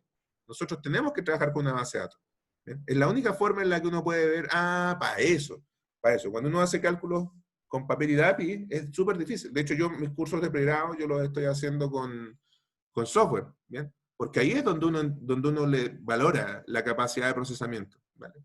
Por ejemplo, la encuesta Kaizen tiene 260.000 respuestas. Entonces, procesar eso rápido con un software es maravilloso. Y aparte de eso, que se ve bonito en el currículum, ¿bien? Se ve bonito en el currículum que yo uso tal software, ¿bien? Podríamos hacerlo con Excel, ¿bien? Podríamos hacerlo con Excel, pero mi experiencia también me dice que Excel tiene, para ciertos usos es fantástico, pero para investigación no es tan fantástico, porque hay algo que muy probablemente ustedes no saben, que es que en los software que hacen análisis estadístico uno puede ir dejando registro de lo que va haciendo. Mi señora trabaja con tablas dinámicas y trabaja con filtros en tablas y con todo esto, y yo vivo peleando con ella porque en esas tablas dinámicas, en esos filtros, de repente uno pone un filtro en una columna y no se acuerda. Y después trata de repetir el cálculo y le da de otra forma, no le vuelve nunca a dar lo que en algún momento le dio. ¿Bien? Y eso pasa porque en Excel no va quedando registro de lo que uno hace. A lo más que se parece a un registro de Excel es esto de deshacer, ¿cierto? Que uno se puede devolver en los pasos, ¿bien? Pero para el investigador resulta fundamental que vaya quedando registro de lo que uno hace. Y que vaya quedando registro de lo que uno hace, se hace escribiendo un programa. Programas extremadamente sencillos. O sea, nosotros, cuando terminemos el curso, cualquiera sea la herramienta de análisis que ocupemos, ustedes van a ver que todo el código que necesitamos para hacer los análisis que vamos a hacer en este curso no va a ocupar más de una hoja de papel, de texto, que son códigos. ¿Bien? Y además es código que es relativamente sencillo de programar, no es nada del otro mundo. ¿Bien? Ustedes no se van a dar ni cuenta cuando van a estar programando, pero programando cosas muy, muy, muy sencillas, que es lo que uno necesita. Si yo tampoco no soy ingeniero, ¿bien? Entonces, y ayuda a perderle el miedo a esta cosa porque no era tan peludo, digamos, ¿bien? No era tan complicado. ¿Bien? Entonces, lo que quería preguntarles antes de irnos a receso es lo siguiente. Resulta que los investigadores tenemos dos software generalmente, bueno, hay un montón de software, ¿bien? Que uno puede ocupar. Está SPSS, está Stata, que son software que su uso ha ido evolucionando con el tiempo. Mi primer magíster fue en economía y ocupé otro software que se llama Ibius. Pero poco a poco me di cuenta que en el Ministerio de Desarrollo Social y en FOSE, donde yo trabajaba, usaban más bien SPSS. Y con el correr del tiempo, SPSS fue considerándose por algunos, incluyéndome más limitado, y comencé a usar Stata, ¿vale? Y estuve un montón de años usando Stata, pero hace un par de años vengo usando otro software que y esto no es algo así como ponerse delirante en cuanto a que el otro software no sirve. No, lo que pasa es que uno va evolucionando y sirven más, son más versátiles, etc. Y en este momento estoy ocupando R, ¿bien? Y estoy ocupando Python, que son estos software que no tiene sentido que nos expliquen, ¿bien? Yo creo que lo más sensato que hagamos en este curso es ocupar Stata. ¿Bien? ¿Alguno de ustedes conoce Stata? Plántenme el dedito nomás. Ya. ¿Quién de ustedes ha trabajado en Excel? Ya, perfecto. O sea, Sara también, ya, perfecto. Ya. Hay un problema con Stata, ¿va? El problema es que si estuviéramos en clases presenciales, este problema no existiría, que Stata es un software pagado. ¿Bien? Y digo que no existiría porque ustedes podrían practicar en el instituto. ¿Bien? Y como esto se graba, yo no puedo decirles que el software se puede piratear. ¿Bien? Entonces, por ejemplo, en mis cursos de estadística básica en la universidad, yo lo que estoy haciendo es ocupar R. ¿Bien? Y yo soy medio computín para mis cosas y tengo incluso cápsulas de video grabadas en la cual en YouTube, entonces, es un canal que tiene menos rating que una teleserie del Canal 5, ¿verdad? Entre paréntesis, pero me sirve para explicar lo que hago, digamos. ¿Bien? Entonces, Reconoce que eres se quedó pegado Alejandro, eso le pasa por hablar mal de mí. youtuber. Ah, soy youtuber, sí, sí, pero como de 47. Entonces, si ustedes me preguntan a mí, a pesar de que muy probablemente Olga me odiaría por esto, yo creo que deberíamos trabajar en R. ¿Bien? Es un poco más difícil que trabajar en Stata, ¿bien? Pero en primer lugar, es un software gratuito, por lo tanto no tenemos ningún problema en descargarlo y en usarlo. Y en segundo lugar, es lo suficientemente versátil como para lo que necesitamos. ¿Bien? Y también puedo decir esto mismo, o sea, en una hoja de código vamos a lograr meter todo el código o todo lo que vamos a necesitar para este curso, para calcular promedio, desviaciones estándar, pasar algunos grafiquitos, digamos, ¿vale? Pero yo quisiera que ustedes, a lo mejor se tomen este tiempo del break, nos vamos a tomar unos 20 minutos, y lo conversen. Lo conversen. Yo estoy dispuesto, si me dicen SPSS también, pero me gustaría menos. Rodrigo, Sí, dígame. perdón, porque bueno, está bien lo que tú dices. ¿Y el Stata es muy caro el software o no? ¿Cuánto Sí, vale? 500 lucas. Ah, ya. 500 Porque lucas. ese PCS igual es caro. Sí, no, sí son caros, son caros todos, pero bueno, ustedes no le comenten a nadie, esto se está grabando, pero todo se puede piratear, digamos, ¿ya? No es lo ideal, no es lo ideal. Yo por eso prefiero usar R porque, y Reinaldo que es abogado sabe perfectamente en el tete que nos podríamos estar metiendo. Pero como somos 5, nada. De hecho yo podría explorar la forma en que nos podríamos traer unas licencias de la escuela, porque las licencias están en el instituto. Las tiene que comprar, y de SPSS también. ¿Bien? Pero discútanlo entre ustedes. Discútanlo entre ustedes. Por favor, que sí que nos quedemos con un software. Y si me dicen Excel, pucha, ya, está bien, a regañadientes lo aceptaré. Creo que no es la mejor opción a la que podrían optar, pero yo no se los voy a imponer. Yo les quiero entregar a ustedes el derecho a decidir. Créanme que cualquiera sea el software que escojan, voy a hacer todo el esfuerzo para que se entienda, para que lo encuentren entretenido, y para que les sea útil. ¿Vale? Ahora, también, hoy por hoy, en los currículos se ve sexy que uno sepa usar R, déjenme decirlo. Yo que soy feo, por naturaleza, mis padres hicieron su mayor esfuerzo, pero salió lo que salió nomás. Tuve que aprender R y Python para que me agarrara cariño mi señora. Así que si ustedes son guapos todos, digamos, y guapas. Si quieren ganar sex appeal, yo les recomiendo. Algunos tenemos que poner también eso en el currículum, por si acaso.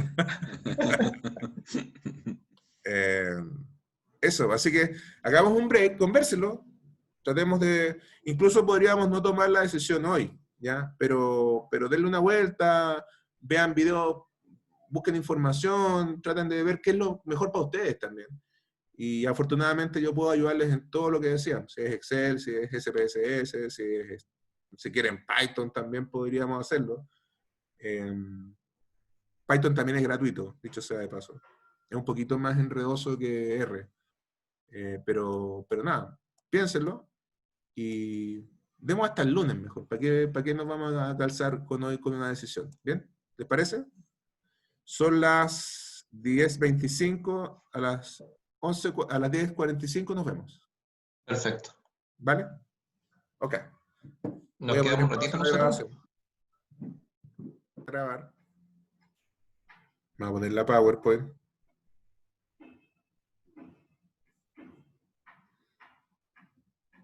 Mientras lo hace, profesor, ¿le puedo pedir un favor?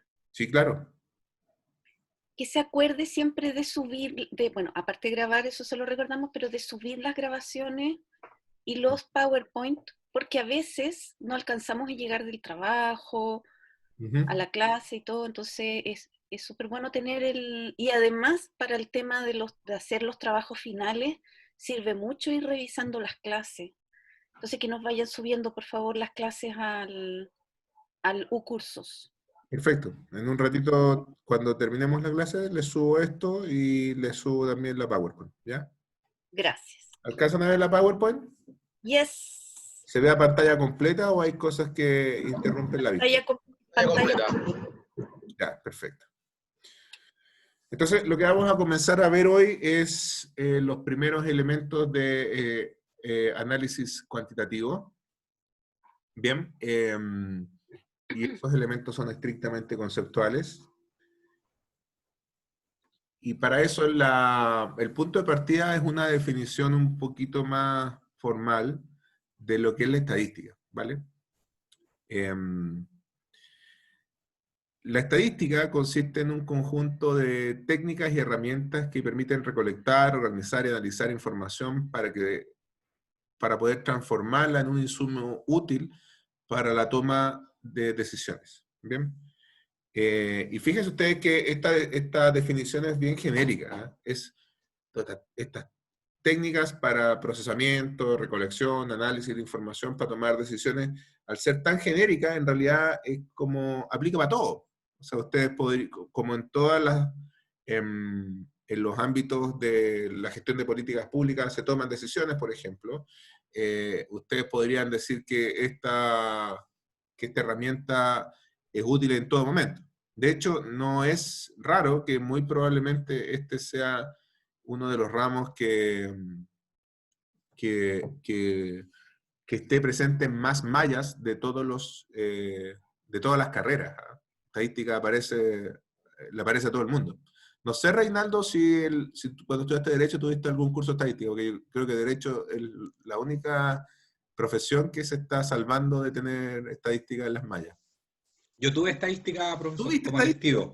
Como electivo, sí. No te puedo creer, ¿en serio? Sí, sí. Mira tú. O sea, así que algo me acuerdo además. mira, eso lo voy a contar como anécdota porque de verdad yo pensé que los abogados nunca tenían... ¿Y dónde estudiaste Derecho? En la Bernardo Higgins. Ya, perfecto. Perfecto. Ya, maravilloso. Mira tú. Otro tip. Uno nunca termina de aprender. Sí. Entonces, en alguna medida, a todos nos va a tocar en algún momento tomar decisiones y en ese momento es útil tener esta herramienta a mano. Y verán ustedes cómo está tan difundida, en alguna medida yo la comparo como con computación. Como con computación uno como que dentro de los ramos de una malla uno le baja el perfil, porque siempre hay computación, como una nivelación, ¿cierto? En la escuela de gobierno y gestión pública para los administradores públicos hay Excel. Yo me sorprendí, yo pensaba que los chicos de las generaciones más recientes, cuando entraban a la universidad, algo iban a cachar de Excel y que no solamente durante su juventud o su liceo se iban a dedicar a aprender a chatear y a usar YouTube y a ser un youtuber o un influencer, sino que también algo sabían de Excel, pero en la práctica no saben. Entonces, como que todos necesitan una nivelación, ¿eh? Y esa nivelación le toca dárselas a la universidad. Entonces, la universidad le entrega esas herramientas básicas en cuanto se llama, para el análisis. Excel es eso, y también estadística. claro, estadística es más formal, ¿cierto? Estadística es un ámbito de conocimiento también. O sea, uno puede ser tan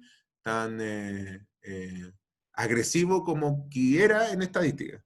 Yo en el doctorado estoy viendo unos cursos que son el sustrato teórico de todo este cuento estadístico que es, a lo mejor ustedes ni se lo imaginan, pero es lógica simbólica, esto de P implica Q, no P no Q, más teoría de conjuntos y todo eso, con un montón de abstracciones, el sustrato teórico de todo lo que estamos contando. ¿Bien? Y es mucha matemática. ¿Bien? La estadística entonces hace uso permanente de las matemáticas, pero, y esta definición es muy probablemente lo que a María Angélica le debería dejar más tranquilo, es que no es un tipo de conocimiento abstracto, sino más bien es matemática aplicada. De hecho, yo he visto situaciones en las cuales los cursos de estadística les llaman cursos de matemáticas aplicadas, porque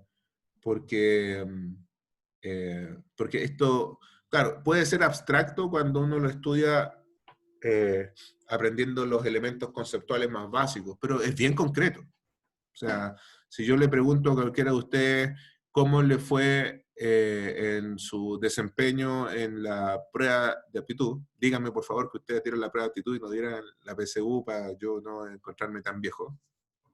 Sí. Ah, perdón, y ahora ya no va a haber ni siquiera PSU, que eso es lo más terrible de todo. Es como, no sé si a ustedes les pasa que cuando sus parientes más chicos o hijos dicen, hablan de los pendejos, por ejemplo. O sea, ellos ya no son los más chicos, los que uno veía como chicos ya no son los más chicos, sino que estos encuentran a otros más chicos, y eso es terrible. No sé, pues, ahí es cuando ya se empieza a sentir como abuelito.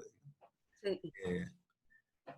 Pero bueno, sucede. Entonces, en este caso, en el caso del uso de estas herramientas, si yo les pregunto a ustedes, dígame cómo le fue en la PSU, ustedes intuitivamente me hablarían me darían un dato estadístico. Ustedes me van a dar un promedio en la PSU. ¿Bien? Y eso ustedes lo utilizan, a lo mejor no se dan ni cuenta, pero lo utilizan permanentemente. ¿Bien? Cuando ustedes dicen, por ejemplo, Chile es un país de desigualdades, ¿y por qué es un país de desigualdades? Bueno, porque de acuerdo a la encuesta CACEN del año 2017 dice que el coeficiente de Gini es 0,51, a pesar de que ha ido mejorando en Chile. Eso es estadística. Eso es alguien que lo procesó y ustedes lo están usando. ¿Ven? Y en esta cosa uno puede ser, como dicen los economistas, uno puede ser polizón, puede ser un freerider, ¿cierto? Uno no sabe cómo se calcula, pero lo utiliza para hacer comparaciones. Yo hay muchas cosas que no sé cómo se calculan y que igual las utilizo para hacer comparaciones. ¿Bien? Por ejemplo, cuando ustedes dicen que la comuna de Lo Espejo es una comuna más pobre que la comuna de Maipú, por ejemplo, que son aledañas, ustedes seguramente para hacer esa comparación, claro, lo pueden hacer intuitivamente, ¿cierto? Y decir, bueno, se ve más pobreza, ¿cierto? Pero si ustedes quieren ponerle un poquito más de objetividad a eso, van a buscar un número. Y ese número lo van a buscar en estadística.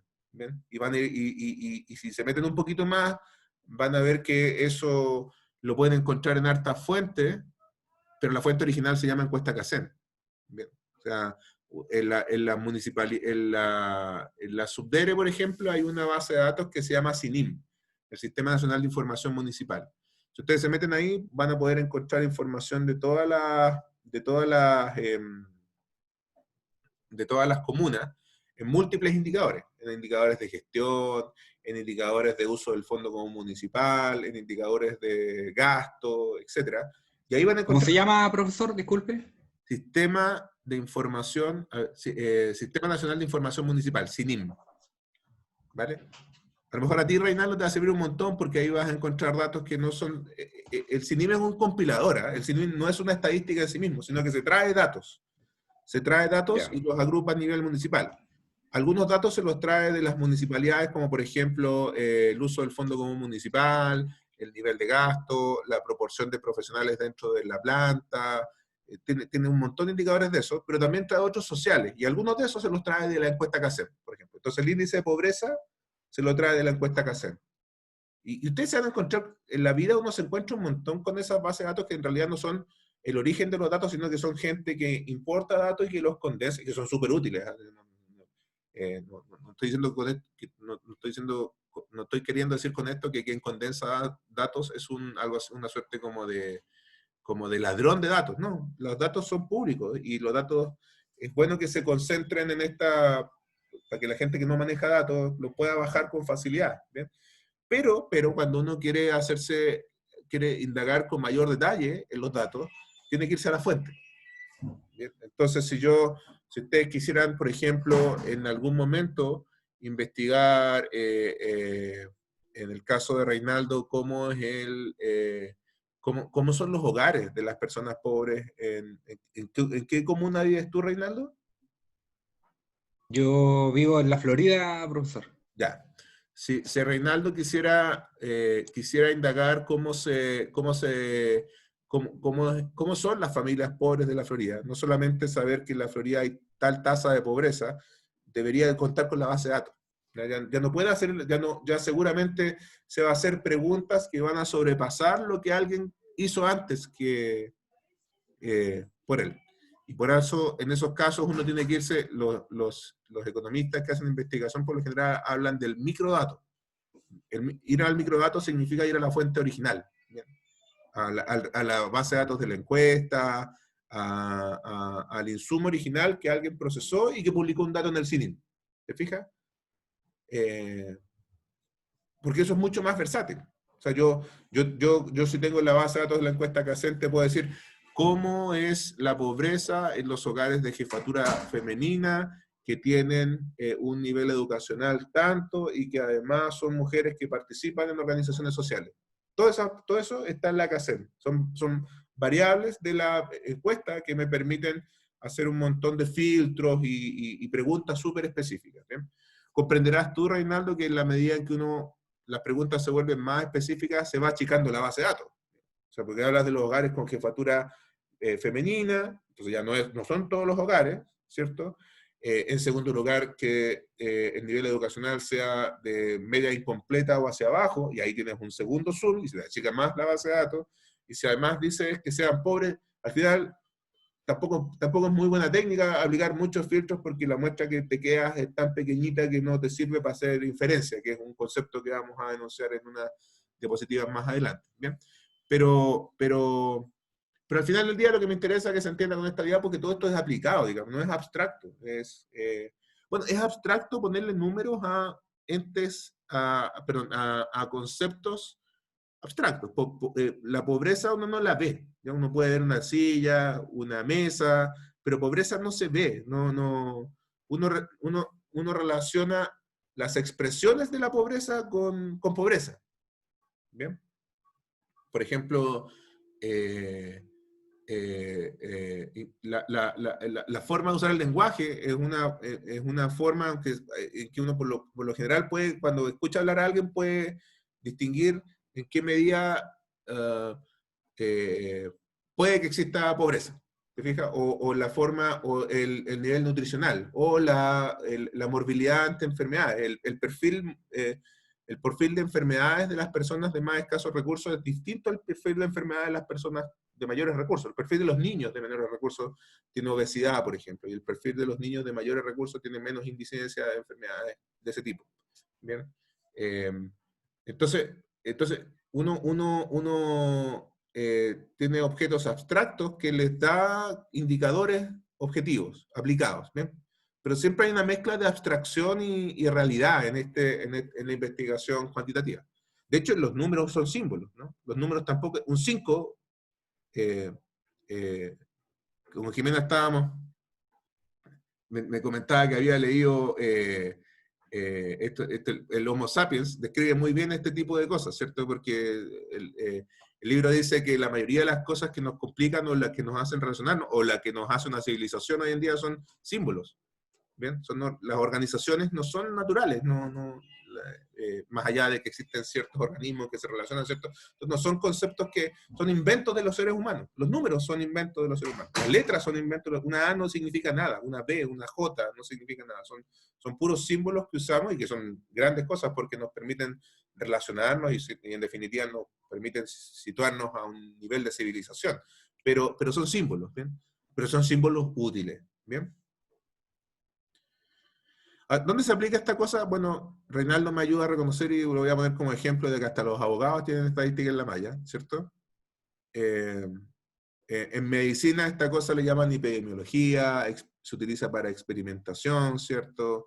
Y probablemente aquellos de ustedes que tuvieron cursos de teoría de la ciencia en sus mallas vieron que hay un método científico y que hay en evaluación de proyectos, los que tienen, a lo mejor Alejandro lo ha visto más, bueno, de hecho me consta porque una vez lo trabajamos en un proyecto que le ejecutamos a Gendarmería, hay evaluaciones experimentales y cuasi experimentales, ¿cierto? Y esto del experimental y cuasi experimental, independientemente que uno lo aplique en ciencias sociales, viene de la medicina, ¿cierto? De hecho, en este momento hay como 10 test que andan corriendo de evaluaciones experimentales para ver si la vacuna del COVID funciona, o alguna de las versiones de vacunas del COVID funciona. En ingeniería, bueno, yo estoy ahora estudiando en ingeniería y los ingenieros son, particularmente los industriales, son súper estadísticos, súper.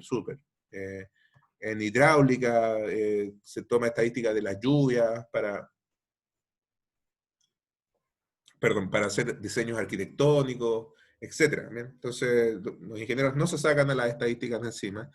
En ciencias sociales habíamos visto que nada, pues demografía, los sociólogos, los administradores públicos, y se habla de esto como de experimentos sociales, la introducción de políticas públicas, que a ver si funcionan en el cumplir los objetivos que se fijan, o no funcionan, pero bueno, hace rato que los software, yo cuando estudié estadística no estudiaba con papel y lápiz, y hoy en día no, pues hoy en día a lo menos lo que yo he visto es que usan Excel, digamos, en algunas universidades. Pero el hecho de usar software ha permitido que uno se dé cuenta que esta cosa de verdad es bastante más aplicada de lo que pensaba. Es abstracto cuando uno lo ve en papel y cuando no puede trabajar bases de datos de verdad. Uno cuando hace análisis de papel, en el papel, perdón, inventaba ejercicios de juguete, digamos, que no son de verdad. Bien, nosotros en este curso vamos a analizar encuestas, vamos a analizar ENUSC, vamos a analizar CACEN, vamos a ver que son herramientas de investigación en criminología y en análisis relacionado con las políticas en seguridad ciudadana. ¿Bien? Entonces, uno le ve la aplicación al tiro. En economía, esta cosa tiene un nombre intimidante que se llama econometría. Ustedes saben perfectamente que los economistas procuran enredar. O sea, que hay algunos colegas Es verdad. que intentan hablar en enredado, y ese metalenguaje enredado a propósito, ¿cierto? Es como que los destaca, digamos, ¿cierto? O sea, mientras más enredado sea lo que hablan, y mientras más difícil sea que la gente me entienda, es mejor, digamos. ¿Bien? Estas cosas pueden ser de verdad extremadamente enredadas. Yo estoy viendo unas cosas horrorosas, o sea, nunca me he imaginado que esto era tan feo como lo que estoy viendo ahora, y es feo. Es entretenido, igual a uno le asusta, pero le gusta, ¿bien? Pero en el caso específico de ustedes, no tiene ningún sentido que nos metamos en esos horrores, digamos, porque esto es bastante más aplicado. Es bastante más, y muy probablemente a ustedes les va a hacer sentido al tiro, porque son cosas con las que ustedes trabajan, y tal como les contaba hace un rato, ustedes a lo mejor las usan en sus ejemplos, en sus trabajos, pero simplemente las usan. Nunca pensaron de dónde venían, ni cómo se calculan, ni para qué más les pueden servir. Entonces, nosotros no tenemos necesidad de hablar en enredado, podemos decirlo en sencillo para poder utilizar adecuadamente estas herramientas. ¿Bien? En ciencia política lo ocupan a cada rato. En el INAP se pasan haciendo o sea, no sé si se pasan haciendo, hay ciertos profes de INAP que pasan en encuestas de investigación y que analizan la SEP y que analizan la encuesta del Centro de Estudios Públicos, en fin, y hacen análisis de ciencia política, ¿cierto? Y también en ciencia de la administración, con estadística se lleva el control de las organizaciones, ¿cierto? Cuando uno habla del gasto público, el gasto público en realidad es un promedio. Cuando uno habla de los indicadores de gestión, todos esos indicadores se manejan, o sea, se manejan mejor en la medida en que uno maneje estos conocimientos estadísticos para procesar con facilidad la información, ¿no? Un poquito más rápido. Ups. Chuta, déjenme ir a buscar la batería del computador un segundito y vuelvo. ¿Bien? Que se me está acabando.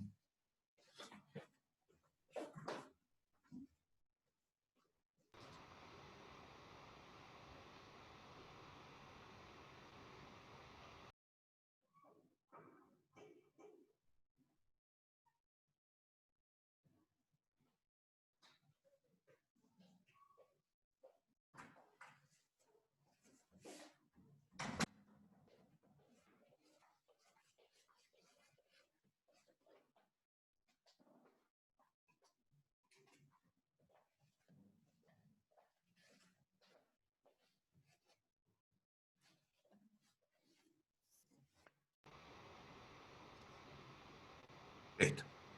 Bien, mira, vamos a hacer... Profesor, solo un comentario pequeñito. Lo que pasa es que tengo súper mala cobertura y se me queda pegada varias veces la imagen, entonces voy a bloquear la cámara, pero para que sepa que estoy aquí, ¿ya? Ya no hay problema. Sí, sí se entiende. Gracias. Bien,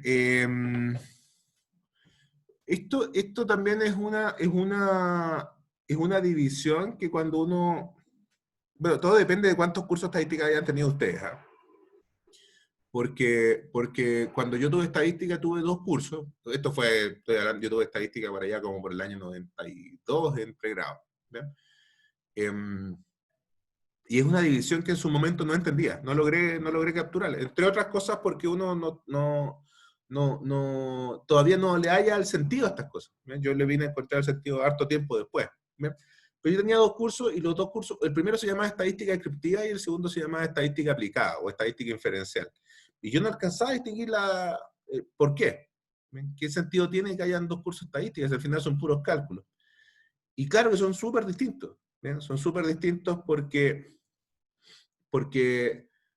uno no logra hacer la distinción cuando trabaja poco con esto, pero cuando uno trabaja con data, la primera pregunta que uno tiene que hacerse es si la data que uno está trabajando es poblacional o es muestral. ¿Bien?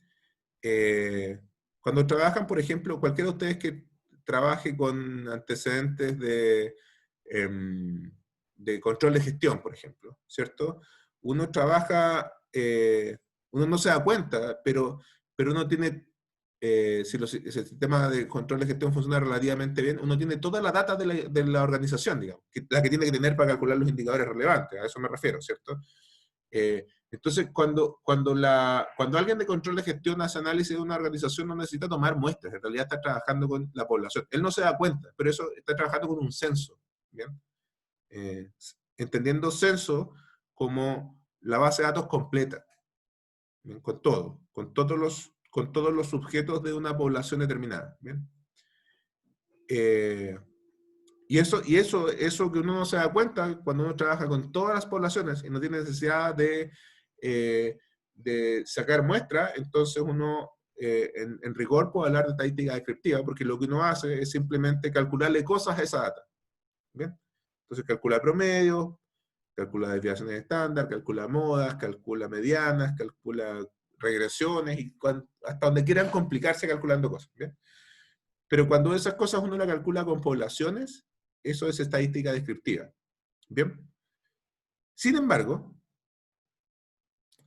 la mayoría de las veces uno no trabaja con poblaciones. Uno trabaja con subconjuntos de esa población. Trabaja con pequeñas partes de esa población. A los que también intuitivamente uno le suele llamar muestra, ¿cierto? Uno hay investigaciones para las cuales no cuenta con toda la información de la población, no cuenta con un censo, sino que cuenta con información solo para un subconjunto de los sujetos de la población. ¿Bien?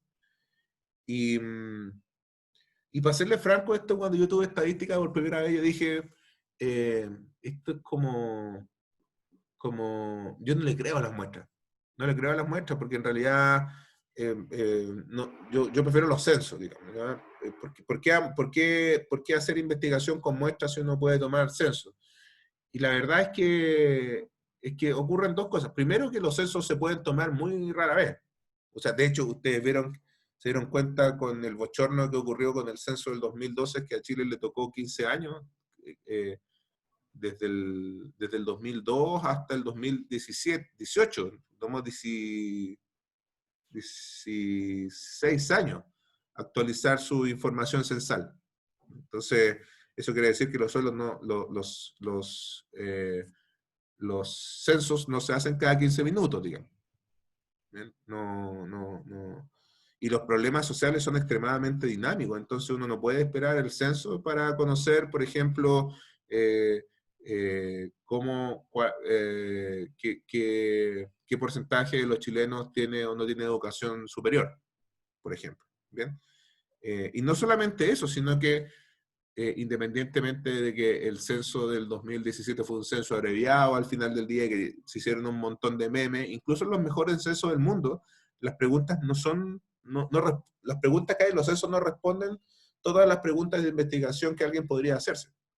Por lo pronto, en los censos no hay información de ingresos, porque los ingresos, cuando veamos la encuesta que hacen en este curso, ustedes van a ver que en realidad tiene millones de patitas, digamos. O sea, cuando uno pregunta por ingreso, en realidad debe preguntar por el ingreso a la actividad principal, el ingreso a la actividad secundaria. Esas preguntas deben ser hechas solamente a personas que tuvieron actividades económicas remuneradas en el último mes. No tiene ningún sentido que le hagan preguntas de ingreso a alguien que no tiene, ¿bien? O por lo menos ingreso del trabajo. Y puede tener varias actividades y además por cuántas horas se desarrollan esas actividades. Son actividades de jornada completa, son actividades de jornada parcial, y aparte de eso, tiene otras rentas que no son su ingreso, que no son su trabajo. Usted puede arrendar una casa, por ejemplo, ¿cierto? Y puede tener ingresos. Y aparte de eso, en el caso de las familias más vulnerables, tienen ingresos que vienen de subsidios, ¿cierto? Del Estado. Y hay pensión. Entonces se empieza a complicar el asunto, y el módulo de ingresos, por ejemplo, de la encuesta que hacen es el más largo. La secuencia de preguntas de ingreso es densa, es bien densa. Entonces, todas esas preguntas no pueden ir en el censo, digamos, no caben. Y aparte de eso, que las preguntas de ingreso, por lo general, aquí en la Quebrada del Ají, son preguntas sensibles. La gente no responde bien sobre sus ingresos. Entonces yo le pregunto a ustedes, si yo hiciera un censo rápido, ¿cuánto ganan? Y aunque no me quisieran ocultar información, me responderían mal, porque yo tendría que precisarles la pregunta. ¿Cuánto gana en el último año? ¿Cierto? ¿Y cuántos ingresos tiene? ¿Solamente el ingreso de su trabajo, o el ingreso de una actividad secundaria, etcétera? Entonces, no siempre es posible hacer censos, colegas. ¿Bien? No siempre. Y además de eso, para tomar decisiones en seguridad ciudadana, uno tiene la evolución del delito es altamente dinámica. Y como es altamente dinámica, la encuesta nacional de seguridad urbana, ENUSC, es anual, pero uno debería preguntarse, bueno, ¿por qué esta cosa no la hacemos cada 6 meses? Porque el fenómeno delictual es muy volátil. ¿Bien? Y ahí yo me acordaba, cuando yo estaba estudiando el pregrado, yo podría haber dicho, oye, pero acuérdate que tú no le creías en las muestras. Acuérdate que a ti mejor tomar censos, ¿cierto? Y claro, uno son los temas del costo y de la frecuencia de aplicación, que los censos no pueden hacerse cada 10 minutos, digamos. Pero lo otro que he aprendido durante estos años es que los procedimientos estadísticos que ayudan a hacer conclusiones para poblaciones a partir de muestras son extremadamente robustos si es que las muestras son bien tomadas. O sea, no hay ningún problema yo no tengo ninguna duda en que el dato de la pobreza en Chile esté adecuadamente calculado, porque está calculado con una muestra. ¿Bien? podría tener otras aprensiones, como por ejemplo, la última ENUS. La ENUS siempre ha sido muestral, ¿cierto? La última ENUS se tomó el año, y siempre se toma de las mismas épocas, ¿ah? Dicho sea de paso. Más o menos por los meses entre, si mal no recuerdo, ENUS es como entre octubre y diciembre, ¿bien? Y CACEN es entre octubre y enero, ¿bien? Noviembre y enero, perdón. Pero el año pasado, cuando se midió ENUS, se midió en medio del estallido social. Entonces ahí hay un elemento distorsionador, digamos, que es el hecho de que por anga por manga la incidencia de delitos se redujo con el estallido social. Yo no le voy a dar un contexto valórico a eso, se redujo porque la gente salió a protestar, no sé, simplemente se redujo, y es objetivo. Entonces, la ENUS tomada en esos momentos seguramente tiene un sesgo por esa situación. Ahora, no es un sesgo estadístico. ¿Perdón? ¿Rodrigo? ¿Sí? ¿Me escuchas? Sí, lo que pasa es que es bien fome lo que decís, pero a las 11:30 tenemos clase con otra profesora. Oye, ¿y las clases no son ¿Verdad? a las 11:45? 11:15. 11:15. Cámbala ahí. Ay. Para que vean que yo lo paso bien haciendo clases. Bueno, déjeme terminar con esta diferencia y lo dejamos hasta acá. Sorry, Ya, porque ok. sale de su receso. No hay problema. Intención, ¿vale? Entonces, para mí es súper importante marcar este punto, colegas, que se puede hacer estadística con muestras. Y esa estadística que se hace con muestras se llama estadística inferencial. Entonces ahí está la distinción entre lo que yo vi en su momento como estadística descriptiva y lo que es estadística inferencial. La estadística inferencial se hace con muestras.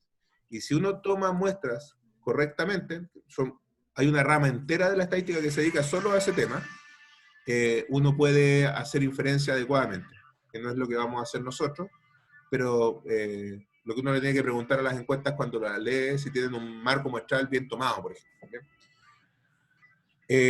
Ya, vamos a seguir la próxima clase, entonces yo les voy a mandar un mail con les voy a subir los videos, la PowerPoint, y además de eso les voy a contar cómo se piratea. No, eso no lo puedo decir. Gracias.